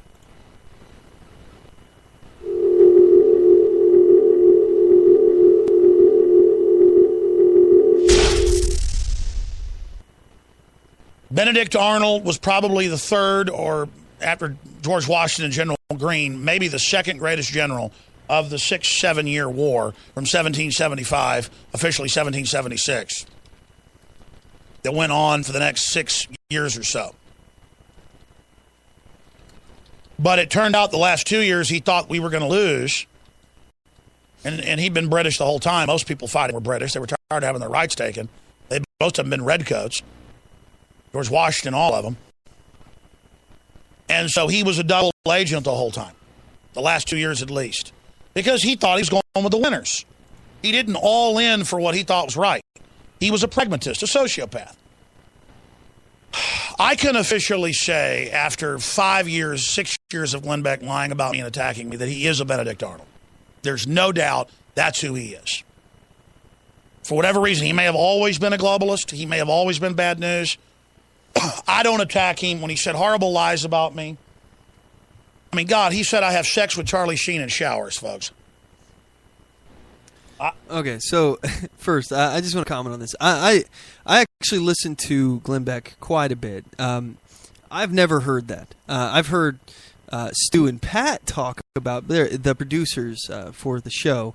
I've heard Stu and Pat talk about things and make fun of the things that Alex Jones has said. He said some pretty out there things about Charlie Sheen, and they're basically poking fun because Alex Jones is an extreme personality. Anybody who's watched him, you know some of his viewpoints are a little bit extreme and out there. But some of his stuff is right. Some of his stuff is dead on. But again, to think that because his feelings are hurt because he apparently took something they said and now his feelings are hurt. He's a Benedict Arnold turncoat working for the government. I think that's a bit extreme. But he goes on. Here he goes. I knew Charlie Sheen very well before he got back on drugs and melted down. I met him through his brother, who's been a long-time listener, Emilio Estevez, and his dad. I'll leave it at that. The family were listeners before Charlie Sheen. And I've spent a lot of time at Martin Sheen's house. He's not the big liberal people think he is. They kind of manipulate the media who he really is. They're really smart people. His mother's an amazing lady. But that's the kind of stuff, and I ignore stuff like that. You can say that's a joke. But then when he's always implying that I want civil war, want to kill police, and that I'm covering up racism, and that the Alex Jones side wants violence, as he said a week and a half ago, enough is enough. Because, when he says any civil disobedience like we saw it at the Bundy Ranch is bad, and he's against it. And okay. A couple points to make here. First of all, I think this is an ideological difference. Now, I'm not calling Alex Jones a Malcolm X, but I think that Alex Jones has said some things in the past. First of all, I happen to know he says all the time the answer to 1984 is 1776. He's implying that people are going to rise up and overthrow the government. Essentially, and again, don't listen to Alex Jones all the time. Have listened to him quite a bit, though. And this is the take I get. This is the interpretation I get from some of the things he's saying is that, if he's the come and take it kind of guy, he's the guy that if the government wants to fight, let's fight. And a lot of those people I'm friends with. I'm even on your side in a lot of ways. I think you have a right to defend yourself. For example, he mentioned the Bundy Ranch situation. I'm on the side of the ranchers. I'm always going to be on the side of people who are being oppressed by the government. I think again the biggest thing that we need to worry about is oppression from the government on all people. Black Lives Matter. They think this is a unique thing only to black people. However, they overlook the fact that more people are killed by our government, the police. More white people are killed than black people. By the numbers. Sorry. Every year, statistically, look it up. FBI statistics is out there. More white people die than black people by the government. And the issue here is we all are in the same boat together. We can't be divided. We should not be divided. Where I disagree with some aspects of this is the tactic of what we should do now. Now that we understand that we're being oppressed, what do we do now? And I firmly believe that history has proven nonviolent struggle to be the most successful tool at getting rid of oppressive regimes, because it's all about hearts and minds. You want to show somebody, you want to give somebody a choice between good and evil, then be good. Show them how good you are. Display your goodness, and in the process, display how bad the other side is. That's why, when the Democrat sheriffs in the South were beating the crap out of blacks who had the audacity to simply walk down the street together in solidarity. That's why people chose good. People saw what was going on, and it made them feel uncomfortable.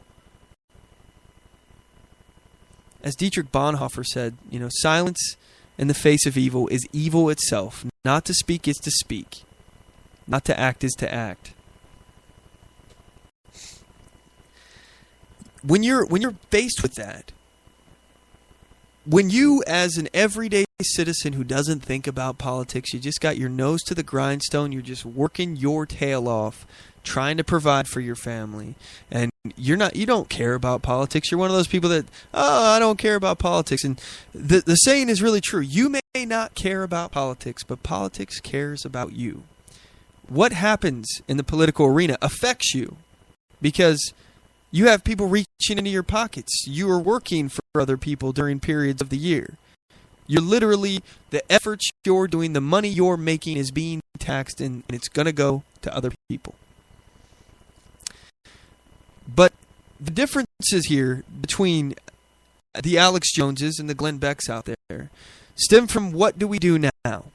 Because Glenn Beck, I heard him when he was talking about what we should do. And I happen to strongly agree with his nonviolent philosophy. He believes, now granted, I support what the Bundys are doing. I support what the occupiers at the wildlife refuge out there in Oregon. I support their right to do what they did. I just disagree. I think that they didn't do it in the right way. All right. Now I'm not throwing stones. I don't want to criticize our own side. I think that what they're doing was good overall, and I think that the government has overreacted and should not have reacted that way.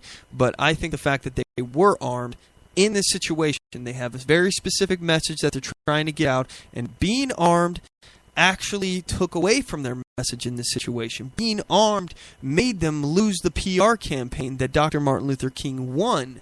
Imagine, and you don't even have to imagine the difference here. Imagine if Dr. Martin Luther King was walking out with AR-15s or shotguns or things like that open carried on that march. Imagine how different that would have been perceived. Imagine how different that movement would have been. Imagine how different the world would be right now, because unequivocally, the American people, rejected the philosophy of Malcolm X. They were afraid of that philosophy because that philosophy was angry. It was violent. In some ways, it was racist. Dr. Martin Luther King was preaching love, nonviolence, and he lived it. He was willing to go to jail. He was willing to get the crap kicked out of him. He was willing to take a punch in the face and not fight back. Now, I believe in self-defense. You have a right to defend yourself. But what better way to show people the difference between good and evil than to not strike back? And it's effective. It is so effective. There are so many cases throughout history where nonviolent struggle has won. It has toppled regimes. Let's look at Gandhi. Indian independence was won from nonviolent resistance, nonviolent struggle. And it's not pacifism. It's not doing nothing. You continue to throw yourself into the machine. Stick your body, your limbs, into the cogs of this machine. Sometimes you have to. Sometimes you have to be willing to pay the price. Sometimes you have to be willing to pay the ultimate price. And I think here's the difference. Glenn Beck, he said this wasn't the situation. Talking about the wildlife refuge out in Oregon, he said this wasn't the one because I can't remember their name now. The family that was going back to jail after already serving their sentence, and they changed their punishment after the fact, and blah blah blah. You guys all know the story. The family, they initially came out and said, look, don't do this. Don't make a big deal. We're just going to go serve our time. They didn't want to make a big deal about it. Supposedly, according to reports that I've read these myself. So I don't know if they've changed their position on that now, especially with the death of Finicum. But the issue is that Glenn Beck said this isn't the way to do it. This isn't the fight that we want to take. Not every hill is worth dying on. And at least the way, from what I understand, the way that they were going about it, being armed is one of the things that Glenn Beck said, hey, this is something that I don't necessarily agree with. He kind of had a very similar viewpoint that I have, and I completely agree. I hold a lot of the same views. I think that nonviolent struggle, Dr. Martin Luther King, Gandhi, those guys knew how to win the hearts and minds. And saying that, if you come after me, I'm going to shoot you. You have a right to defend yourself. Absolutely. But it's not going to win anybody over. It's not going to bring people to your side. You have to show that you're good and what is being done to you, why you're being victimized. Show people the difference between good and evil. But I think ultimately that's the difference here between Alex Jones and Glenn Beck. Alex Jones is the Malcolm X right now. And Glenn Beck is purporting to be the Dr. Martin Luther King strategist. I mean, they're both taking different tactics. And, though I agree with a lot of what they both believe, I disagree with Alex Jones' tactic if he is actually saying that we're going to win this by not winning people over. Because the left, again, they're great at marketing. All they have to do is say, guns kill people, guns kill people, guns kill people. This is all they have to do. Talk about gun violence instead of gun crime. There's a big difference. There's an enormous difference between gun violence and gun crime. Extreme difference. Because they're adding in all of the people that use their guns defensively into that. In addition, they're lumping in suicides into these statistics. Suicide is not a violent crime. It's maybe violent, and in some places it may actually be a crime, but someone is not hurting another person. I've talked about this to infinitum before, but you're not going to stop somebody who wants to kill themselves just because you get rid of guns. Even if you removed all guns from society, there would still be suicides. Okay, so how about we not include suicides in gun violence in the statistics to try to, again, propagandize people to make people think guns are bad? Let me just play some more of this clip. I want to hear what else he says, because I think he's about to get into why Glenn Beck works for Obama. He's really showing you who he is when he said 3 years ago on Fox that, we played this last week, that the government's going to stage terror attacks and blame the Liberty Movement for it. Well, he had their memos. He's right. He was listening to me then. He was, I guess, having a moment of thinking, oh, I'm scared they're going to set me up and blame me. I'll expose it. Well, now he's scared and doesn't want to go the route of telling the truth. Benedict Arnold, who was a great general, who we wish would have stayed true to the cause, has cowered out and decided to fully join the system. So, and he doesn't like the fact that we're on a lot of the same affiliates as him. And so I'm not against those affiliates. I think it's a good show for you to carry. But don't penalize me because Glenn Beck's talking about me every day now, basically.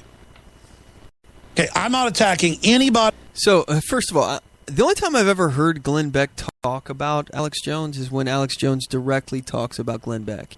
So I don't know if this is like a scheme to get ratings or something along those lines on both parts, to gin up controversy. Granted, people are people, but I don't ever hear Glenn Beck just talking about Alex Jones, ever, really. And even when he does talk about it, the negative comments, for the most part, that's coming from Stu and Pat. If you listen to their show, you'll know what I'm talking about. Those guys, Glenn is basically the straight guy. He's like the guy who's you're not getting a bunch of laughs about, And Pat and Stu, they're over there cracking up jokes, and even Jeffy, Pat. It's just so weird to talk about Glenn Beck on my show. It's just really strange. I feel like I'm letting you guys get a peek behind the curtain here, because I listen to so much. I listen to probably about 15 different podcasters. I listen to Alex Jones sometimes, Glenn Beck, Buck Sexton.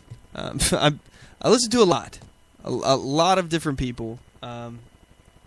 Anyway, I digress.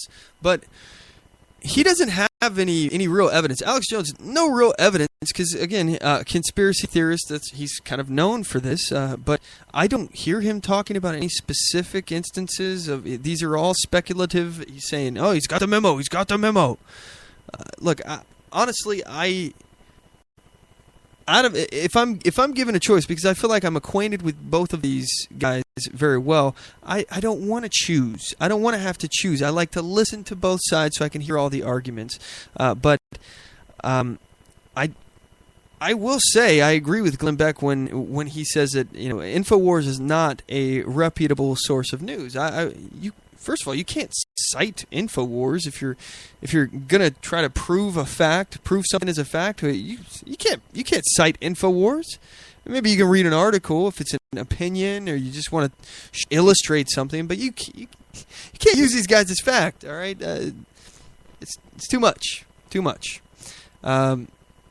Anyway, so I think basically, I kind of laid out this difference of ideology. I think this is mostly where this stems from, and also I think maybe trying to create ratings. I'm going to go ahead and just say that on some aspects again. So if you're a listener of both or either, you may be interested in that analysis. I don't know. I'd like to hear your thoughts on it. You can message us on Facebook.com/OnTheMoveShow. Get us on Twitter @OnTheMoveShow, or you can give us a call 360-450-5625. Again, that's 360-450-5625. All right, so at this point, I want to take you guys directly into a Mac Attack segment. So here we go.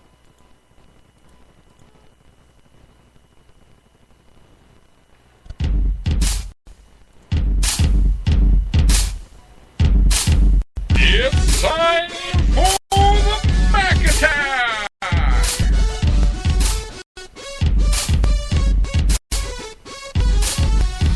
So, this is a segment of the show where I talk about outrageous events in the news, and we're going to go right into our main topic of today. Sorry, statists, but facts are facts. And we're going to focus on a few different areas here. Climate change and government conspiracies. The statists, they like to bend the truth. They like to again, manipulate the data. They like to just completely lie in a lot of ways. But climate change in particular is something that I find kind of annoying. It annoys me that all the information is out there. Really, it's out there. And you can see how they've lied and manipulated the data.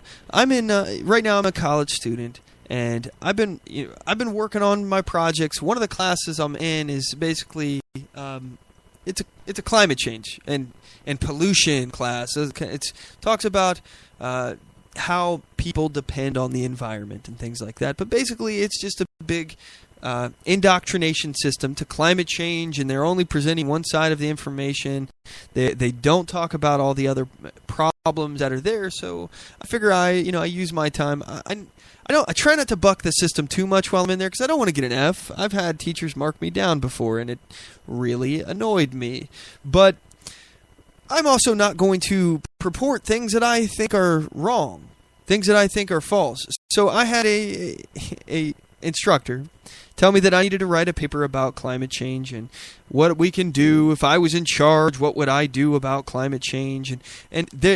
Before that, this was all prefaced with a paragraph about how man-made climate change is a fact. They're stating this as fact when this is not a fact. This is a theory, and it's a theory that is based upon some very shaky data. So I wrote out an article here. All right, and I posted this on my blog. I wanted to share this. This is part of my college work, so you can check that out. That's OnTheMoveShow.com. Or I'm sorry, OnTheMoveShow. Yeah, OnTheMoveShow.com. Click on the blog, or you can go directly to OnTheMoveShow.blogspot.com. And the article is on there. It's titled "Climate Change and Data Manipulation." So I'm going to read this to you guys, give you guys a little bit of heads up of this here. Here we go. What law can we pass that can change the weather? To think that our laws have this power is very egotistical of us. The evidence that climate change is man-made is based on a theory that carbon dioxide in the atmosphere is causing the Earth's temperature to rise by trapping heat. However, there's no working formula that exists that can tell us how many parts per million of carbon dioxide released into the atmosphere will increase the Earth's temperature by 1 point. This is because they do not have, or they do not know that formulation, and are apparently trying to take some rather large logical leaps that we're just expected to go along with. The theory of man-made climate change stands in direct opposition to the scientific method, even though, and this is a quote, 95% of climate models predicting global temperature rises have been wrong. That is a source. The source is Bostak. I can't read this guy's name. This is an article on the Daily Caller. Let's see here. Report. The article is titled "Report: 95% of global warming models are wrong." So you can check that out for yourself. The data is there. 95% of these climate models are wrong, and the data is later altered to meet predictions. We're still expected to believe that on this issue, the science is settled, which it's clearly not the case. Additionally, we now have evidence that the U.S. government has engaged in the wholesale manipulation of official temperature records. This really does begin to look like one of the greatest scientific scandals of all time. That was a quote, by the way. That's from Booker, and that was found on thetelegraph.co. The article is titled, "The Fiddling with Temperature Data is the Biggest Science Scandal Ever." So, again, I'm using sources. I'm sourcing this. I'm not just making wild accusations. I'm sourcing the information out. My article continues. Furthermore, proponents of man-made climate change continue to get caught misrepresenting how many scientists actually believe human behavior is the cause of climate change. Their latest claim is that 97% of scientists concur and agree that there is global warming and anthropogenic, which means human-made, impact. However, these numbers are being manipulated, and it appears as though to make it appear as though there is a consensus on this issue when there is not. According to Vladimir Putin, his former senior economic advisor, Andreev, I cannot say this name.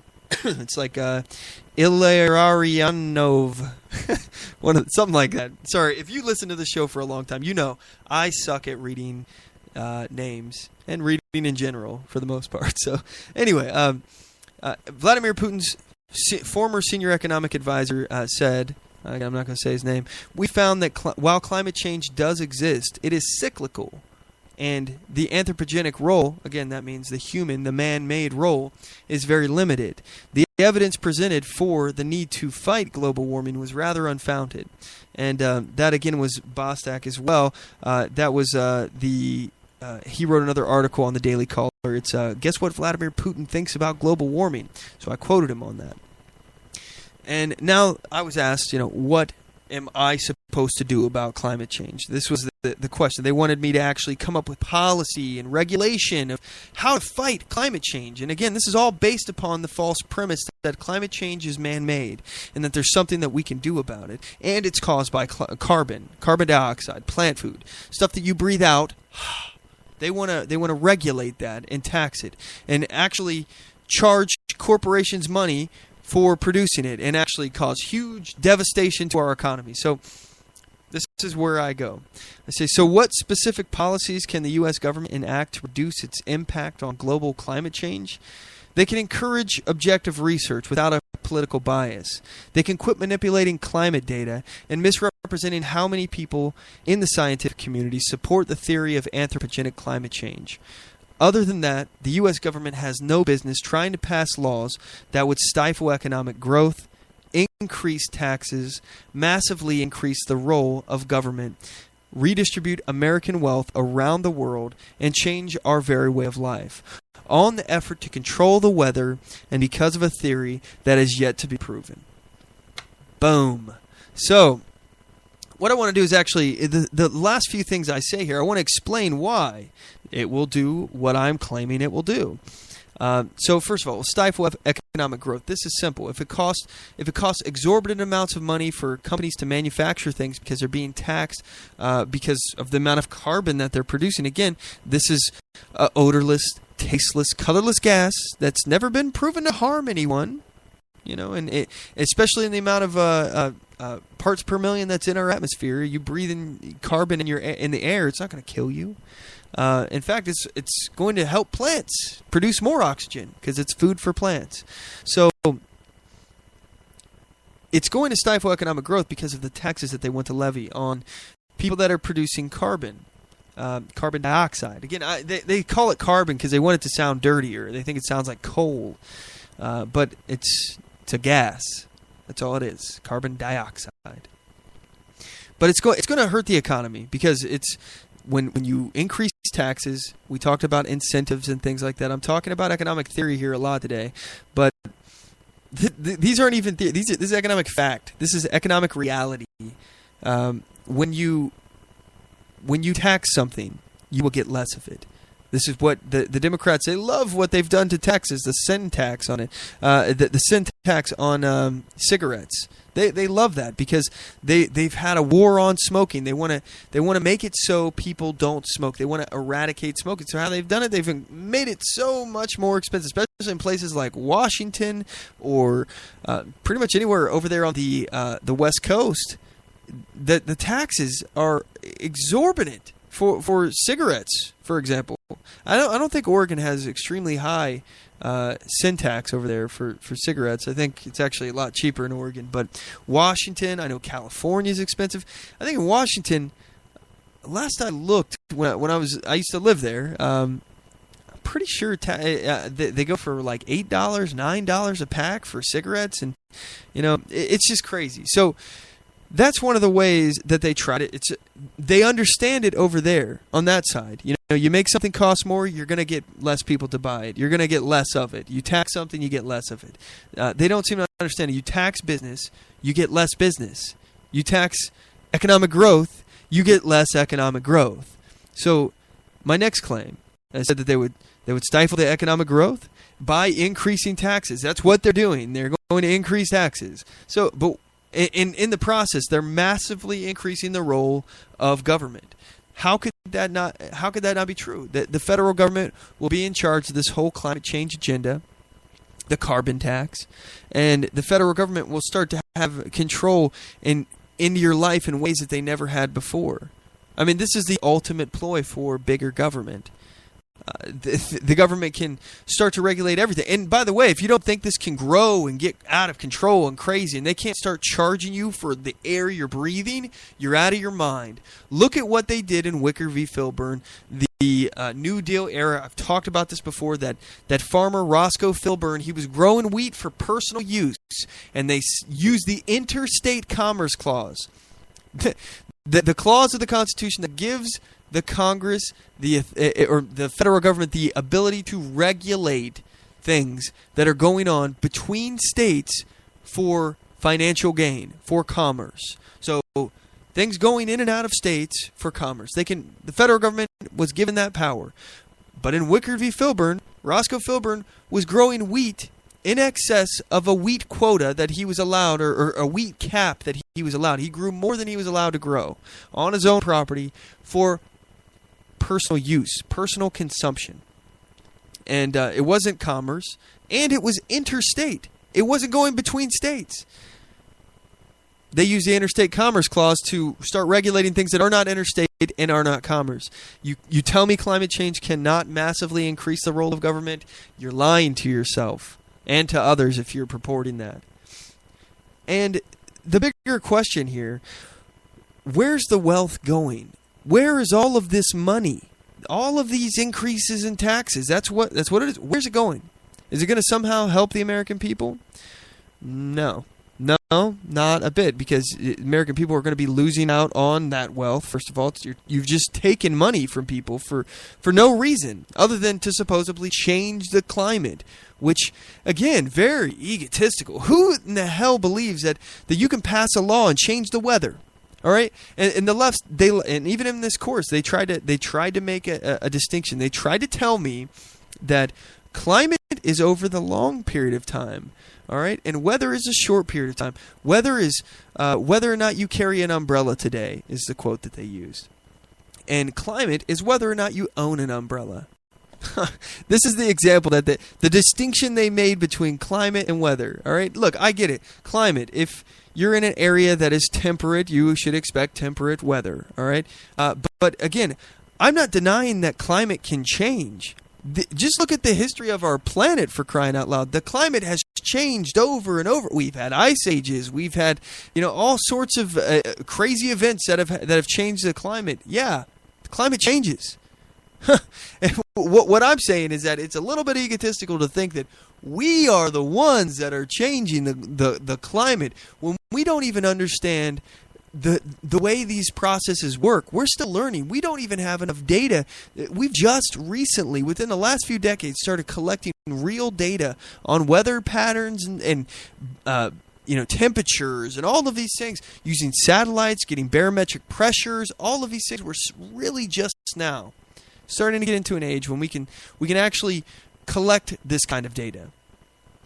So it's a little bit crazy to think that when we have an extremely complicated system like a planet's weather system, climate system, that we can understand it and make these wild predictions. Again, 95% of them have been wrong on how the weather will be. It's crazy when you think about, for example, the science of medicine, the human body.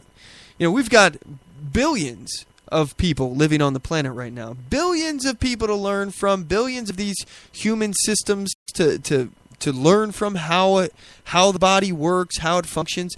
And you know what? They still haven't figured out the human body completely. They're still learning things in medicine. They have all these test subjects, all of these experiments. Remember the experiments of governments we were talking about? Look at medicine. There's all these experiments. They're trial and error to figure out what works. And that's basically what medicine is. They've trialed and error. They've used trial and error and figured out what works and what doesn't. And if you have these symptoms, they go down these lists of things that they can do for you. Okay, well, you've got this symptom. Let's solve it by doing this first, and that first, and this, then that, and then that. Moving down the list, and eventually they may get lucky and hit something. If that will fix it. Basically, our modern medicine is educated guessing. That's what it is. When it boils down to it, that's what modern medicine is now. And you think that they still haven't figured out the human body, but yet they got all these different subjects that they can experiment on and learn from and use trial and error in. But we've only got one planet. We've only got one Earth that we can really look at and observe and record and all of these things. Yeah, we're able to look further out in space, but there's no planet like ours. There's no planet with the same conditions as ours out there that maybe they have stuff that's really far away, but we can't have on the ground readings and data from all these planets in space. We only have the one. And you think that they know everything there is to know about the planet? No, they don't. This planet is probably far more complicated than the human body, but yet we're being told by the climate scientists that yes, we were wrong before, but we're right now. Oh, but that happens again and again and again and again. 95% of their models are wrong, and they keep manipulating the data. They keep telling us that now they're right. They were wrong before, but now they're right. They've crunched the numbers. They know what they're doing now. You should trust them. You should allow them to tax you to death, destroy the economy, increase the size of government, and redistribute the American wealth, because this is what it's gonna do. The climate tax that they want to propose here, they want to take American dollars and give them to other people in other countries who we're hurting with our American way of life, that are suffering the most from climate change. The impoverished around the world, those people. So, of course, those people are going to be buying into climate change because they stand to gain. This is redistribution of wealth. This is exactly what this is. It's when one group of people steals from another. This is, of course, the rest of the world is going to buy into that. Anybody who is not going to be hurt significantly from this. Like, for example, Russia. Russia thinks the climate change agenda, it's all about stifling Russian might, Russian economic power, and actually hurting their economy. And they're never going to buy into this. China, by the way, China's never going to buy into this, but they're lying to the administration, saying, yeah, give us your nuclear sub-technology, and now we'll support your climate change agenda, but we're not going to change a damn thing. So the only people that are going to be paying this price is the American people, and our money is going to be getting redistributed around the world. Yeah. How is that good for America? I mean, how please, someone tell me how that's good for us to give money away to people around the world. I thought our government was supposed to be looking out for us. Something's wrong there. And again, all of this based on a theory that is yet to be proven. And this will change your very way of life. You know, the climate change people, the whack jobs over there that are saying that we should, first of all, we should be more like Europe. Has anybody been to Europe, by the way? Have you seen the kind of lifestyles that they have over there? They have these little tiny houses, and actually not even houses because no one owns houses over there. They have apartments, and they're all jammed in on each other. You know, these homes cannot be considered houses. They are apartments. They are small, and everyone lives on top of each other. Their standard of living is much smaller. A lot of people don't have cars. And a lot of people ride bikes, things like these. This is what they want us to do. They want us to live like that. And look, if that's how you want to live, there's nothing wrong with it. But they want us to be forced to, through economic coercion of the government using taxes, to have to be smarter with our electronics use, our energy use, and things like that. They want us to have to wash our clothes by lining our shower with our clothes when we take a shower. So we're washing our body and our clothes at the same time. And they don't want us to take long showers or hot showers for that matter. They don't want you to use your air conditioning. They don't want you to use your heat. These are the things that they don't want you to burn wood, by the way. That's bad for the environment. Oh, another thing that I was learning, I'm using air fingers here, the air quotes, is that plastic bags are so horrible for the environment. So awful.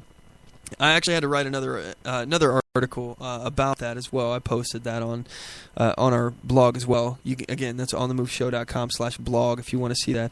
My article was titled "Say No to Plastic Bags" or "Say No to the Plastic Bag Ban," because the assignment was to write about what I can do to get rid of the environmental hazard created by the plastic bag ban.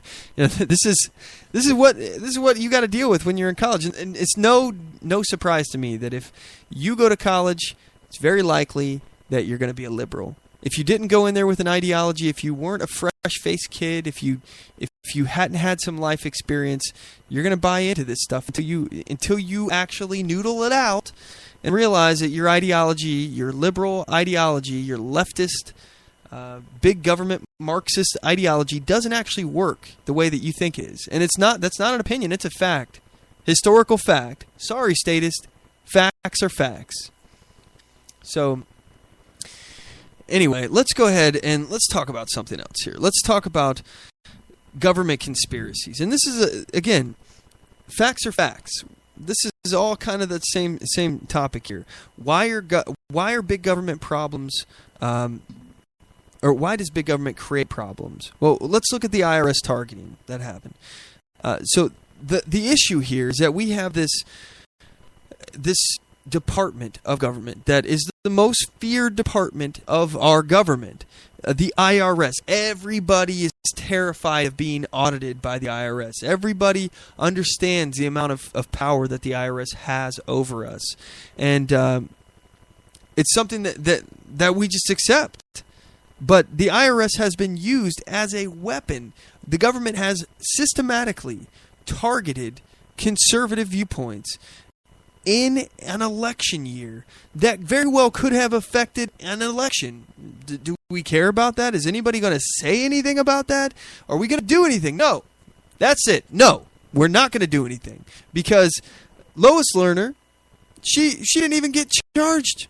Her hard drive went missing. It crashed, by the way, and then she destroyed it. And then, you know what the big coincidence here is? Everybody who had anything to do with this, a whole series of hard drives crashed, and then they got destroyed as well. And nothing happened, no charges. Lois Lerner, guess what? She got to retire. She got a pension. So, yeah, there's that. We're not going to do anything about it. This is a result of government power, government centralization of power. That's why it's an issue. This is why I'm a fan of Ted Cruz, because he wants to abolish the IRS. What more could you want? Dramatically cutting the size of government down, passing a flat tax. We don't need IRS. In fact, the IRS was a progressive idea that was created to basically find out what you're making, to peer into your life, to get more control over you, because now you have to report to them. You have to tell them what you're doing.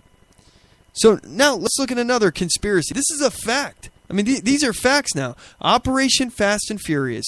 We were allowing guns, our government, the ATF, the Bureau of Alcohol, Tobacco, Firearms, and Explosives.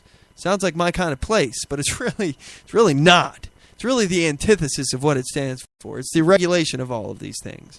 Sounds like a fun place to go. I wish that was like a badass vacation spot, like the Bureau of Alcohol, Tobacco, Firearms, and Explosives, That's my kind of party. So, anyway, so what they were doing is they were allowing these guns to be sold to known smugglers, all right, in an effort to try to make the American people, the American gun owner, the person to blame for Mexican violence. They were just we knew that these people should not be having guns. We knew that the store owners were being told, yeah, give them the guns. So, and the official story is that they were tracking the guns. They wanted to track the guns to see where they went. So we tracked them all the way to Border Agent Brian Terry, who was killed with one of these guns. In addition, we know that hundreds, and have evidence now, hundreds of Mexican citizens have been killed by these guns. So the U.S. government they were actually trying to undermine the Second Amendment using this powerful organization of regulation. As we see a common thread here, you have the IRS and Operation Fast and Furious using the Bureau of Alcohol, Tobacco, Firearms, and Explosives. These are immensely powerful executive departments, by the way, being used to undermine the individual rights of people, undermine the Bill of Rights. IRS targeting people for their political viewpoints and possibly affecting an election, and Operation Fast and Furious trying to undermine the Second Amendment in an effort to get rid of American gun rights, to make gun owners demonized. Facts are facts. Whether it's climate change or IRS targeting or Operation Fast and Furious, the bigger governments are bad for people. The bigger the government is, the more corruption it is, the more power it has over your life, the worse your life will be. The answers here are freedom, liberty, your ability to choose your own path, to forge your own destiny, to not be reliant on anyone else or anything, to choose freedom. And this is a simple choice. And I want to tie all this together today. The whole show. Branding. Marketing.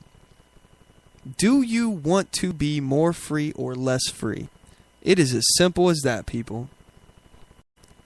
It's not complicated. It's not rocket science. Do you want to be more free or less free? Do you want to continue living using the principles that got us to this point? the Western civilization philosophy that allowed our society to become so awesome, to be so prosperous? Do you want to continue living that way and be free? Or do you want to move away from the very things that got us to this point? It's up to you. It's up to all of us. Do you want to be free or not? Because this is an easy marketing and branding message that I'm saying right now. Government is what makes you less free. We are the land of the free and the home of the brave. Why is that? I've said this before. Why are we free? Why are we the land of the free? Because we have an absence of government in certain areas that the Constitution said that our government has no right to restrict. Even though our government is restricting them in a lot of different ways and they've expanded and grown, we're still the freest nation on earth because we have freedom. We have no laws restricting us. A law means less freedom. Do you want more freedom or do you want less? I think the choice is obvious. Choice is pretty clear. But anyway, we're going to cut to a commercial break. I would be remiss if I did not ask you all to go to our website, OnTheMoveShow.com, and click on the shop link and look at our t-shirt designs, hoodies, phone cases, coffee mugs. If you guys support the show, if you like what we're doing, by buying a t-shirt, you're helping us. You're helping us in a lot of different ways. First of all, if you show your friends this awesome t-shirt, maybe, tell them about the show. Talk to them about this. Say, hey, here's this really cool show you might be interested in. It's On the Move with Mac Worley. Check them out, OnTheMoveShow.com. It broadcasts on Sunday. That would be cool. I would appreciate it. The more people that listen to this message, the more people that maybe we can, bring to our side. We got to recruit. We got to win people over. We got to win the battle of the minds, for the hearts and minds.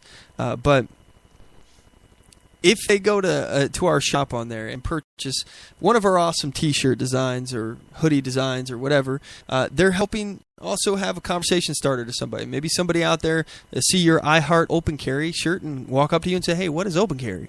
And then you can talk about it. It's a good icebreaker. But maybe you'll be able to talk about these kind of things, like the Bare Arms t-shirt. Maybe you'll win people over. Maybe it'll be effective. But also, you're helping out the show. You're helping us fund this operation. You're helping me keep my lights on, and I certainly appreciate it. So again, that's OnTheMoveShow.com. Click the shop link. Check out our t-shirt designs. I don't want you to do it out of charity. I want you to want this shirt. So if you want it, go get it. If you don't get it. But anyway, we're going to cut to a commercial break. We'll be right back. Don't go anywhere. I do solemnly swear that I will support and defend the Constitution of the United States of America against all enemies, foreign and domestic, and that I will bear true faith and allegiance to the same, and that I take this obligation freely, without any mental reservation or purpose of evasion, pledging my life, my fortune, and my sacred honor. So help me God. Join us at oathkeepers.org.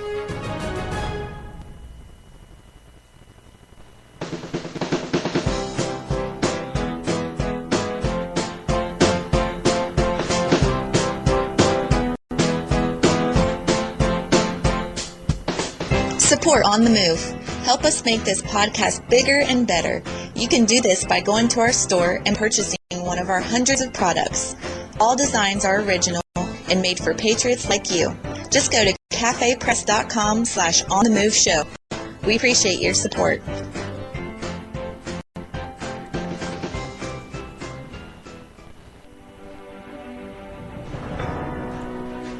Hi, I'm Latasha Worley, and I work with candidates to creatively and effectively communicate their message to voters. I offer professional graphic design services, from yard signs to flyers, from logos to vehicle magnets. Email me today at latashaworley@gmail.com. That's LATOSHA Worley@gmail.com for a quote on items for your campaign.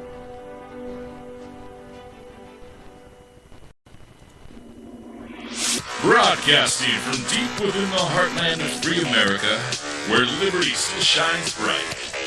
You're listening to On the Move with Mac Worley III. All right, we're going to be moving pretty fast here because we've only got about 42 minutes left in the program. And I've got a lot of material that I want to cover. So let's get into it. Donald Trump, he's a chaos candidate. And why do I say that? Well, first of all, Donald Trump is dividing that party. And again, I think this is probably why Donald Trump ideologically is closer to Alex Jones. Not necessarily on, philosophy and things like that, but it's the Malcolm X side of the be angry, lash out. If somebody attacks you, attack them back, an eye for an eye. And I get that. And again, in a lot of ways, I agree with that. I mean, you have a right to defend yourself, but if you're trying to win people over to your side, which is what this whole thing is about, is winning people over to your side, putting out our ideas, getting people to agree with us, not very effective way of doing that. But Donald Trump, first of all, you all know that I don't like the guy's philosophy. I think he's a progressive, and I've gone into it to infinitum. But let's talk about what he's doing as a chaos candidate. Some of the things that he has been saying, which I would say are pretty provocative. So first of all, Donald Trump is saying now that the RNC is going to be in for a rough July, and he's talking about. By the way, if there's a stolen election, he keeps saying stolen election. Now, you guys need to understand there are rules of this game, and these rules have been put out more than a year ago. So each state, they come up with how they're going to run their primary, and it's up to them to decide. There's no one else can tell them how to do it as long as it's fair, as long as they have a system that's fair. I'm sure there's other rules regulating of some of the rules that they can have, but for the most part, I think it's pretty much left to the states to decide, which that's a good thing. If you believe in states' rights, that's good. You should support that. Donald Trump obviously does not believe in states' rights because he's saying that it's a broken system. It's a broken system. It's real corrupt, and the RNC is going to be in for a rough July if he doesn't get the nomination. So here he is actually saying that. About it, the Republican National Committee, they better get going, because I'll tell you what, you're going to have a rough July at that convention. You better get going, and you better straighten out the system, because the people want their vote. All right, hold that thought. So you better straighten out the system, which means that because first of all, Donald Trump did not expect, I think, to win this. I think this is just my opinion. I have read articles about him meeting with the Clintons and Barack Obama before he decided to run, and I don't know if that had any impact on his decision to run. I happen to personally believe, I don't have any real evidence on this, but based on this man's progressive policy stances throughout history and his support of Hillary Clinton. He thinks Hillary Clinton was a great Secretary of State. That's what he said before. He said that she was a great Secretary of State. So if he thought she was a great Secretary of State, why? And he wanted her at his wedding, by the way. He's donated to her, too. Why wouldn't he think that she would be a good president? And why wouldn't he think that if she was a president, he would get some kind of benefit, some kind of deal, if he essentially handed her the nomination or the presidency? So, I think Donald Trump could have been running for one of two reasons. One, to hand over that nomination, be a chaos candidate for the Democrats and the Republican Party, divide the party, make Hillary Clinton the president of the United States by creating all sorts of chaos within the Republican side. Or Donald Trump is just a crony. And he's basically just trying to get a little publicity, and he never really intended to win. But now that he sees that he has a real good shot here of winning, he's he's not going to let go. He's like, oh, crap, wow, I could actually be the President of the United States. This guy's been trying since the 80s to be the President of the United States, by the way. So, power is alluring. And now he sees that, okay, he has an opportunity. So, one of the things that he's talking about, the system being broken, when he says that the system is broken, he wants them to change the rules while the game is currently being played. These rules have been put out for more than a year. If Donald Trump really wanted to win the election, and if he was such a good businessman, why didn't Donald Trump know the rules? He was given them. He had every opportunity, just like Ted Cruz, by the way. Donald Trump is getting all butthurt about the way Ted Cruz is winning delegates because that's the game. It's not about the popular vote. It has absolutely nothing to do. When you go vote, all you're doing is giving a cue to your delegate, and your delegate, depending on the state, and again, maybe your state doesn't even have voting. Maybe your state is all about the delegates. That happens. And maybe your state doesn't even have bound delegates where they're required to do anything with what the popular vote was. The popular vote doesn't matter. That's not what it's about. It's about the delegates. That's the rules. That's the way the game's played. Donald Trump is supposed to be the guy who knows he's all good at finding the loopholes and all of these things. It's like this is his area where he should have been so great at. But he either didn't think he was going to win, so he didn't bother, or he's incompetent. And I think that's a bigger issue. So he has no ground game. At least, he tries to do everything with social media and using the popular vote. He's all about the popular vote. He although he's got the worst negatives, by the way. Again, worst negatives from any presidential candidate in history. Terrible. I think he's actually in David Duke territory, if I remember that correctly. He's actually got like David Duke style negatives, so it's pretty unbelievable. But anyway, so he wants him to change the rules while the game is going on in order for him to win because he didn't do the ground game. He didn't set up a ground game. I mentioned before, Ted Cruz, amazing ground game. This guy, he knows how to win. And again, I mentioned earlier in the show, I don't necessarily think that Cruz is going to get the 1237, but I'll tell you this. My prediction of what happens at this convention, now there's a whole lot of potential for violence from Donald Trump supporters who I think may actually riot if he doesn't get the nomination. I think because of the atmosphere from Donald Trump and his campaign, he has created brown shirts. Now, I know a lot of people don't like the comparing Donald Trump to Hitler kind of thing, but I don't think he's an ideologue like Hitler was. He's a power broker, but he's using some of the similar tactics of using public rage and public support to basically have his own little brown shirt army. And not all Donald Trump supporters are like that. I don't want to generalize too much. But there are a lot of them that are pissed off and angry. And again, I understand the rage, but I think that the tactics we should use are different. Like for one tactic, just a general tactic here is not putting our support behind statist progressives who will destroy our economy, like Donald Trump. I have a problem with that.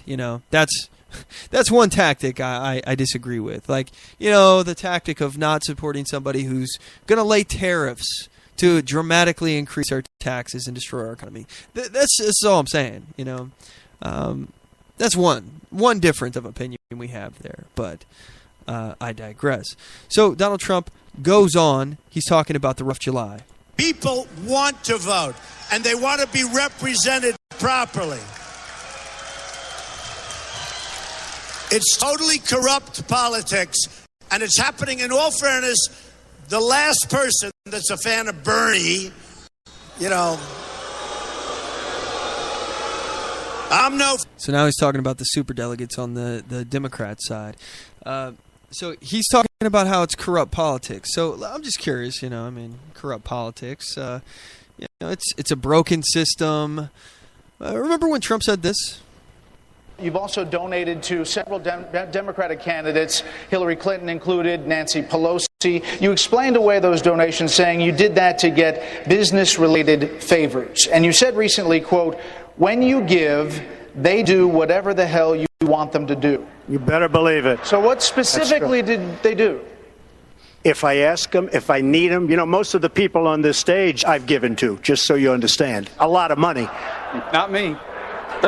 Okay, so he's talked about getting business related favors. He gets things for giving. He says this is the way the game works, and even Donald Trump supporters, like for example my good friend Dan Sandini of the Daylight Disinfectant. You can check him out at daylightdisinfectant.com or on youtube.com/Daylight Disinfectant. Good guy, good friend of mine. I wholeheartedly disagree with him on Donald Trump, but he's still a friend of mine. This is one of the great things about liberty, is that he's entitled to his own opinion. We can disagree, but Donald Trump says this is the way the game is played. And Dan, we were talking. He was like, yeah, sometimes you just gotta grease pockets. Sometimes you gotta pay somebody. That's the way the game's played. Yeah, it's corrupt, but that's the way it goes. Every businessman has to do that. Well, look, I happen to disagree. I think that that's immoral.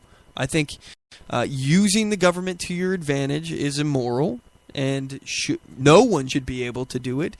And you can't justify your actions as saying that, oh yeah, everybody does it. It's the way the game's played.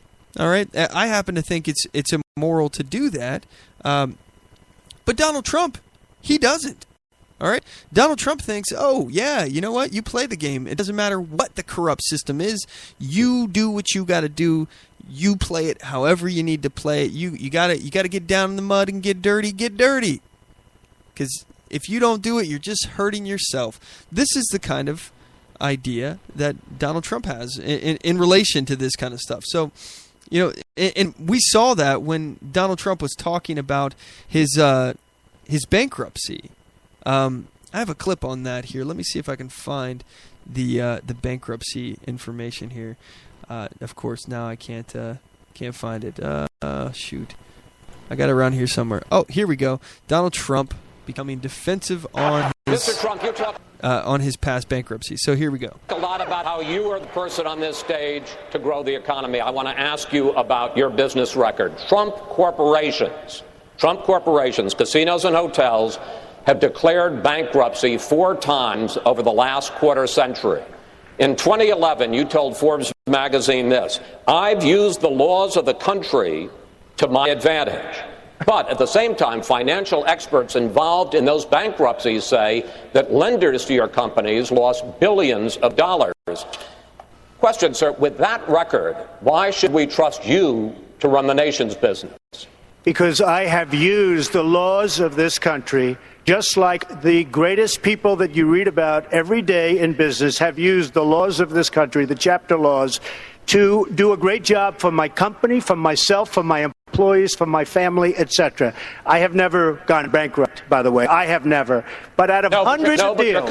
Okay, all right. So he's used the laws to his advantage, like all the great people in history, just using their laws to their advantage. So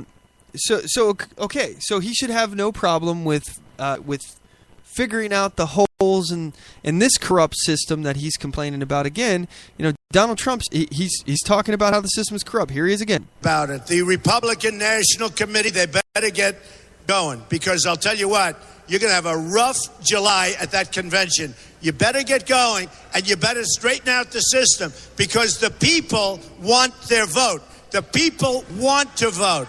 And they... Okay, so he's calling the system corrupt. He's saying you better figure it out. Ultimately, he's upset that he has a potential to lose here.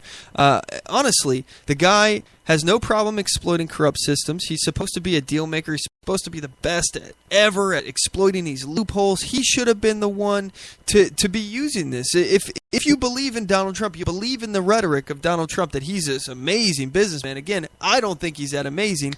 He's the guy who has only made success in life from using government to get special favors in business. That's how he's been so successful. He's tried to use eminent domain, used it before in the past. This guy is a crony. He's the problem of capitalism. He's what happens when government and business start to intertwine and you create crony capitalism. This is why the power of government is the problem. The power for them to influence a free market, to pick winners and losers, to give subsidies, special favors, tax breaks. All of these things are the issues, the problem, the sickness inside government. And Donald Trump is the leech sucking the lifeblood out of the American people. He's the problem. Donald Trump and his ilk are not capitalists. They're crony corporatists. There's a huge difference. You know, you don't have to use government to get by. Again, what do you need? What do you need?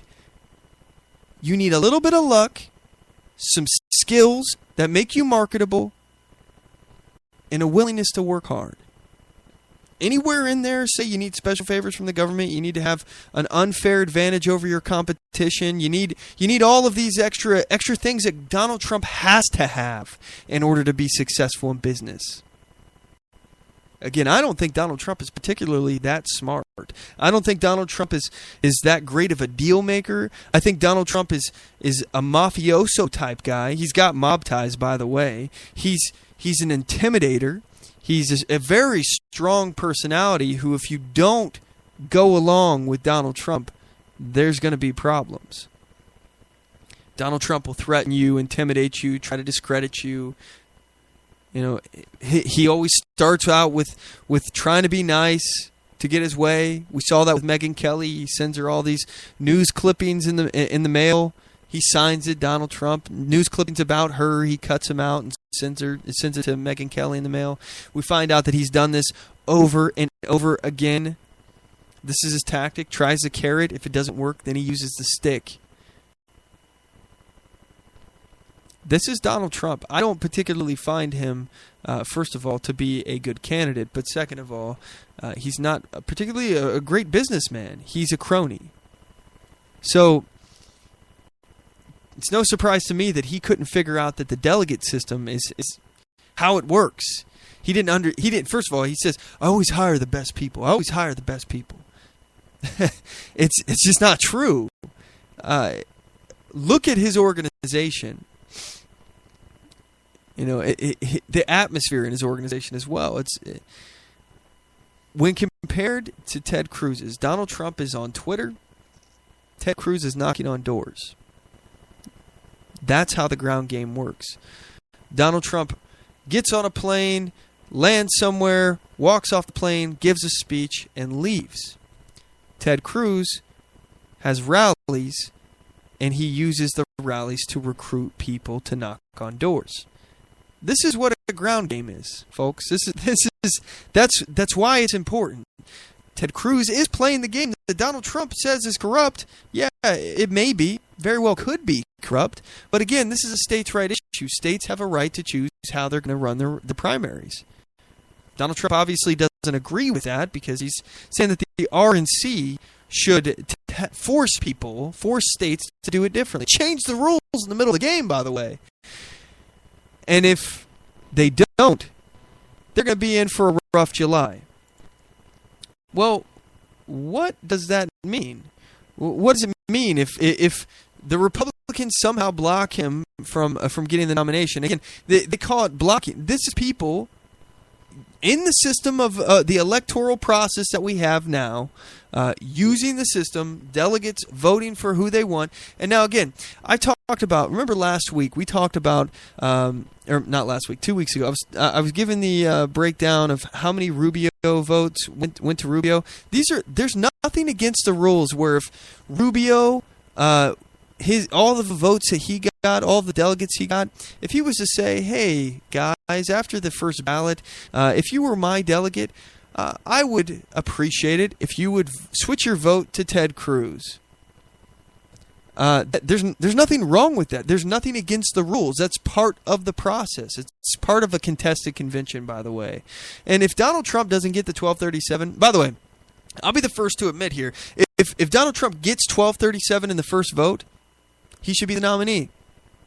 He should be the nominee. To not give him the nomination would, in fact, be to steal the election, because that's in violation of the rules. To change the rules at any given point here would be dirty tricks. It would be stealing the election, and I think that's an issue. That's problematic, and I don't think that will end well for the party. I think that will be very bad. Though I don't like Donald Trump, and I will never vote for him, not ever. I don't care if there's a fire. I'm not voting for Donald Trump. It just will never, ever happen. Doesn't matter. I will abstain from voting if there's only one guy running in the entire race and it's Donald Trump. I won't vote. Period. Won't do it. But more than likely, I'm gonna. And if Donald Trump does get the 1237, I'll support him as a nominee. But I'm not voting for him. I'll say, yeah, he should get the nomination. But now, guess what? The Republican Party just left me behind. So I'm looking for a new home. And I'll be looking for somewhere else to go. And I think many people will be in that same position. But if Donald Trump doesn't get the 1237, if he goes in shy of the 1237, that's it for Donald, I think. I don't think Donald Trump wins a second, a third, a fourth, a fifth, a seventh, a 29th vote. I don't think Donald Trump stands a chance. If he doesn't get this 1237 locked up, I don't think he's going to win. That's just me, because Donald Trump doesn't have the organization behind him. And he only has been able to unify 35% of his own party. At most.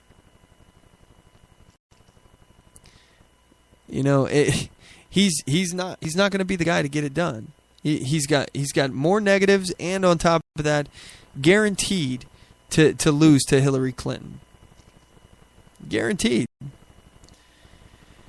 And on top of that, the damage that he's going to do to the Republican brand. I mean, I've said this before, he's the stereotypical generalization of what the left says that Republicans are.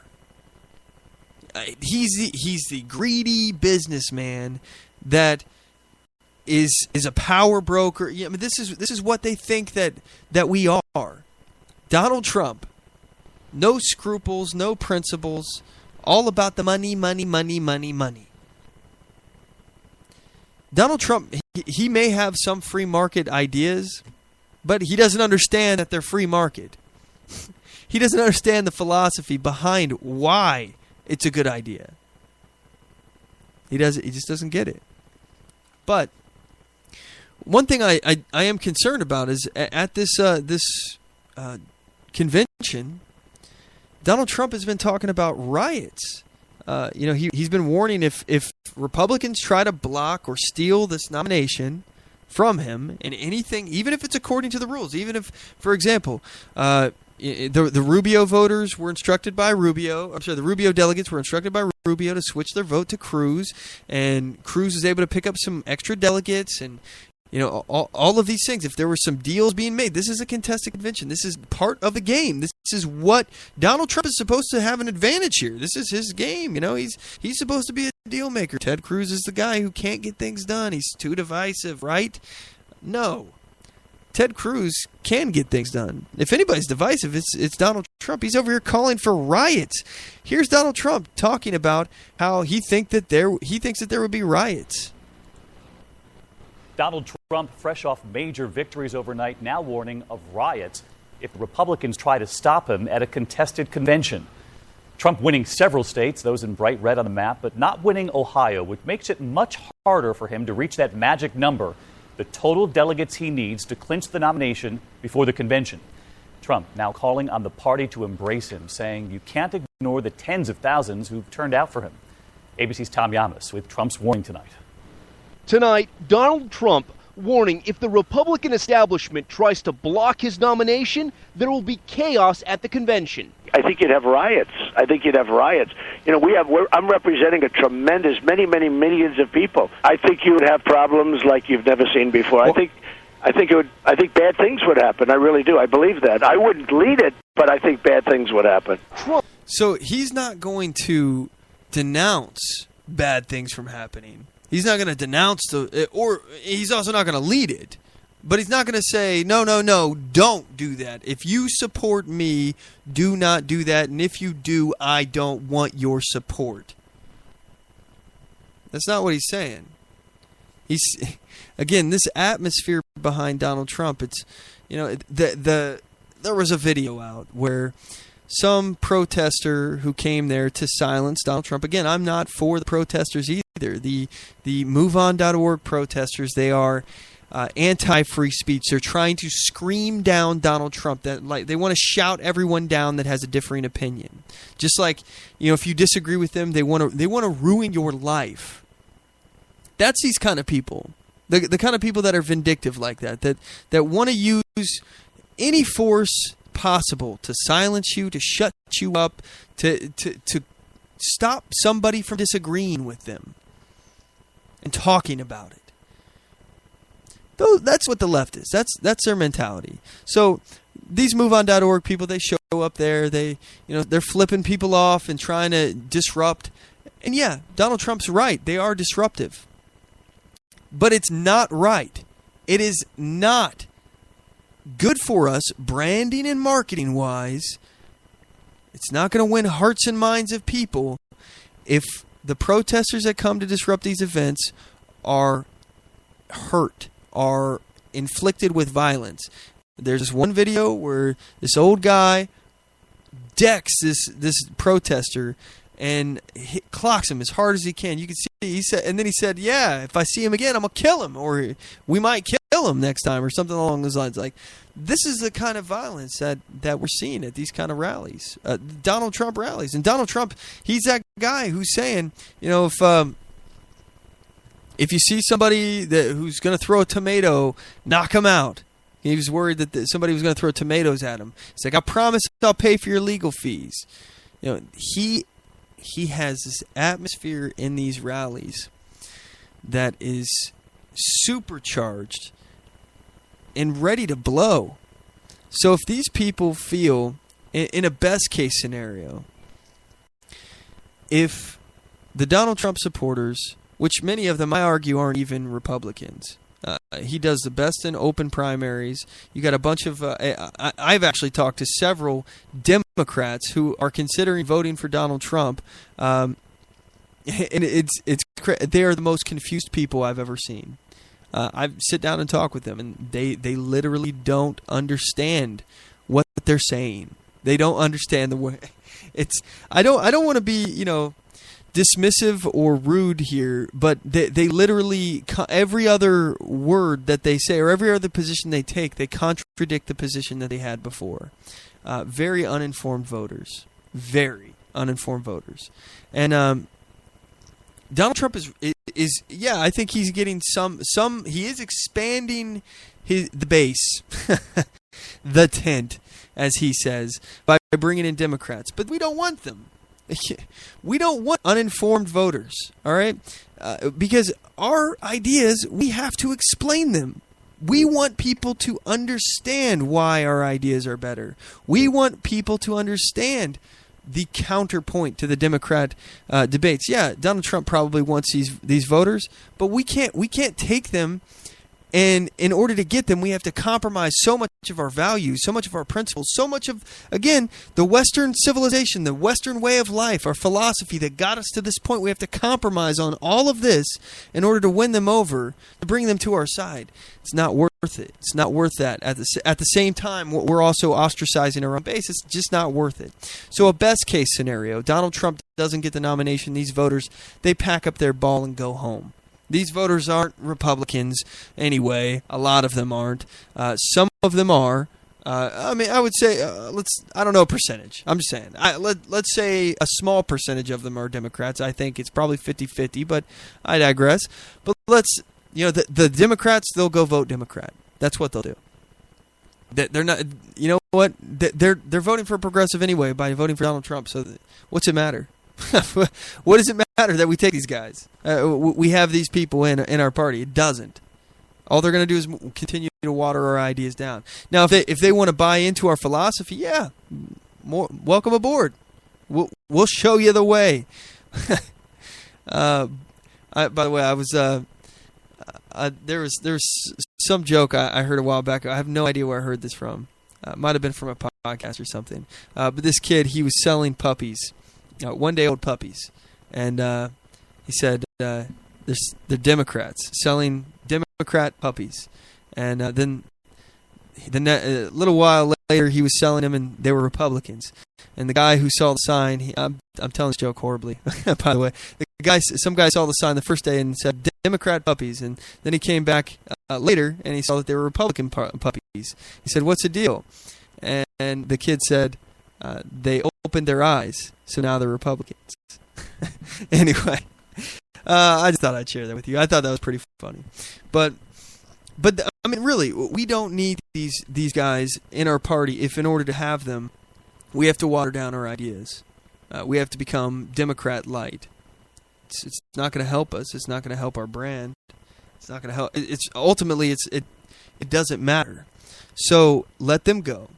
But what will happen if Trump does not get the nomination and the Republicans who are outraged, maybe they'll feel disenfranchised, maybe they'll stay home. But I think if you're faced with a choice between Ted Cruz and Hillary Clinton, or, God help us here, Bernie Sanders, it's not a decision at all. It's easy. That's an easy decision. I think that the majority of people who are Donald Trump supporters, who are Republicans, they can get behind a lot of the stuff that Ted Cruz is saying. So maybe a percentage of them will feel like, the election was stolen. Maybe a percentage of them will feel like Ted Cruz somehow doesn't deserve it, and they'll stay home. Maybe. But I think that won't happen so much. Honestly, I think Ted Cruz, he does represent 2 weeks ago I was talking about the bold colors, the putting up a banner with bold colors, announcing who you are, and letting people flock to you. Ted Cruz to me is a drink of water in a desert. We have not had a conservative candidate, a person who actually is an ideologue on our side. We've had power brokers, we've had progressives who are ideologues on that side in our own party, and we still do. But we haven't had a chance. My generation hasn't had a chance to vote for an actual conservative candidate, a real constitutionalist for president. Ever. I was born in 1985. I don't even remember Ronald Reagan being in office. I know he was when I was alive, but I don't remember it. I have no recollection of that. I remember my first president that I have memory of is George Bush and Read My Lips, No New Taxes. I remember seeing that. So my entire life, I've never had an opportunity to vote for a conservative, a constitutionalist. We've been living in an ideological desert. Ted Cruz is a drink of water. We're thirsty. We've been waiting for this. We've been waiting for this opportunity. And it amazes me that it's taken us so long to have this kind of candidate. I mean, just look at what happened with Ronald Reagan. People came to vote. People were excited to vote. Ronald Reagan destroyed in the election. And it's because he was representing these ideas. He was showing people that there's a difference. There's a difference between these parties. And let me show you why. I'm not going to water down my ideas. I'm not going to compromise on my principles. This is where I stand. And you can vote for me or not. But the other guy, he's going to give you less freedom. So, when it comes to Donald Trump here, what will happen at this convention? Nobody knows. I think that there's a possibility of a third party. For example, let's say Donald Trump gets a nomination. Will Ted Cruz run for a third party? I don't know. I kind of hope he does, but as we mentioned before, I think that Ted Cruz is a man of his word. He very likely will not run for a third party. I don't know if he'll support Donald Trump if he won the nomination. I would be blown away at that. But I don't think that he would. I think he would just go away and probably try to not talk negatively about it. That's my guess. If I'm wrong, I hope I'm wrong, because I hope he says, you know what, Donald Trump's a stinking progressive, and I can't live with this. I'm not going to quit fighting for my country because I'm too proud to break a promise, an oath I swore to a party who's a bunch of power brokers, who does not care about the American people, and a party that I'm leaving because it left me by nominating Donald Trump. That is what I would hope he would say. But I don't think he will. But worst case scenario, let's game it out here. Let's say, in a worst case scenario, I would say Bernie Sanders for president, for the Democratic nominee. If he's the nominee for the Democrats, which by the way could very well happen, because these power brokers in the Democrat Party, the super delegates, if they see that the majority of the party, and by the way, I've been screaming that the left is moving left further and further and further left. Bernie Sanders is practically even in the polls with Hillary Clinton for approval rating in the Democrat Party. Like 48% of Democrats are supporting a socialist. They're not just moving left; they're sprinting left, folks. They've been given the sign here by I keep saying Donald Trump, by Bernie Sanders running, that it's okay to be socialist now. It's okay now to be a socialist in the Democrat Party. This is the beginning of something terrible. It's heading down a very, very dark path. So Bernie Sanders, let's say he's a nominee, and Trump wins the nomination. Ted Cruz, let's say he goes away. And in that scenario, I think there's a really good likelihood of a Libertarian candidate standing a real shot, because I'll be voting Libertarian at that point. No doubt in my mind. At that point, that I think would be a pretty disastrous outcome for the Republican Party, but not necessarily for liberty, because I think that Donald Trump and Bernie Sanders are so extreme that they're going to make Gary Johnson look like, if he's the eventual Libertarian nominee, Gary Johnson's going to look like, the most reasonable man in the room. He's going to be the guy that John Kasich thinks he is, but I think more people would get behind libertarian philosophy in that scenario. And maybe maybe that'll be the election that libertarians win. I mean, anything's possible. But I think let's say Bernie wins or Hillary, it really doesn't matter, versus Ted Cruz. Ted Cruz can beat them both according to the polls. Donald Trump can't, by the way. Ted Cruz versus Hillary Clinton. Ted Cruz will very likely win the nomination, even without the Trump supporters, because a lot of them are Democrats. And I think if you really care about this country and you're a Trump supporter, even my good friend Dan Sandini, he said that if Trump doesn't get the nomination, he could vote for Ted Cruz, or he would vote for Ted Cruz. So again, I think if you really care about the country, you can see that leap there. But if Donald Trump gets a nomination and Hillary Clinton or Bernie Sanders win, not only are we screwed, the Supreme Court situation, it's not going to go in our favor, but I do think that we live to fight another day, because the damage that Donald Trump will do to the Republican Party will be permanent. And we may be and by the way, we'll lose the House and the Senate.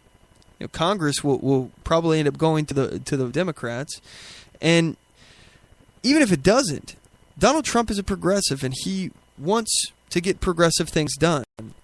So does Hillary Clinton, and I would rather Hillary Clinton be opposed by a Republican Congress than Donald Trump not be opposed by a Republican Congress because he's a Republican, and then progressive things to get done. So, though I think either way we're screwed, I think we're more screwed with Donald Trump. I don't know. It's a frustrating situation, but we do not have time to get into the rest of our featured topics here. But I want to talk about Donald Trump. He said this is supposed to be a democracy, and this is not a democracy. This is a constitutional republic. We were never set up to be a democracy, and you might be surprised to hear that I'm not a fan of democracy at all, especially direct democracy. I think it's negative, especially in times of crisis, because history's proven that during times of crisis, direct democracies are the worst of all. They lead to mobs tearing each other apart, essentially. Democracy is mob rule, and it leads to the tyranny of the majority. So I just want to correct that fact that 51% of the population, they cannot morally impose their will on the other 49%. But anyway, apparently Donald Trump doesn't get that. So without further ado, we're going to go ahead and take off. I just want to say thanks to you guys, MacPack, for listening. You are the tip of the spear, and I really appreciate it. And for everyone out there, check us out on our website, OnTheMoveShow.com, and you can get us on Spreaker every Sunday at 5 p.m. Pacific Standard Time at Spreaker.com/OnTheMoveShow. Like us on Facebook.com/OnTheMoveShow. Follow us on Twitter at OnTheMoveShow, and subscribe to us on YouTube.com/OnTheMoveShow. Don't forget to check out our shop link on OnTheMoveShow.com as well. All right, as always, know your rights, assert your rights, and get on the move.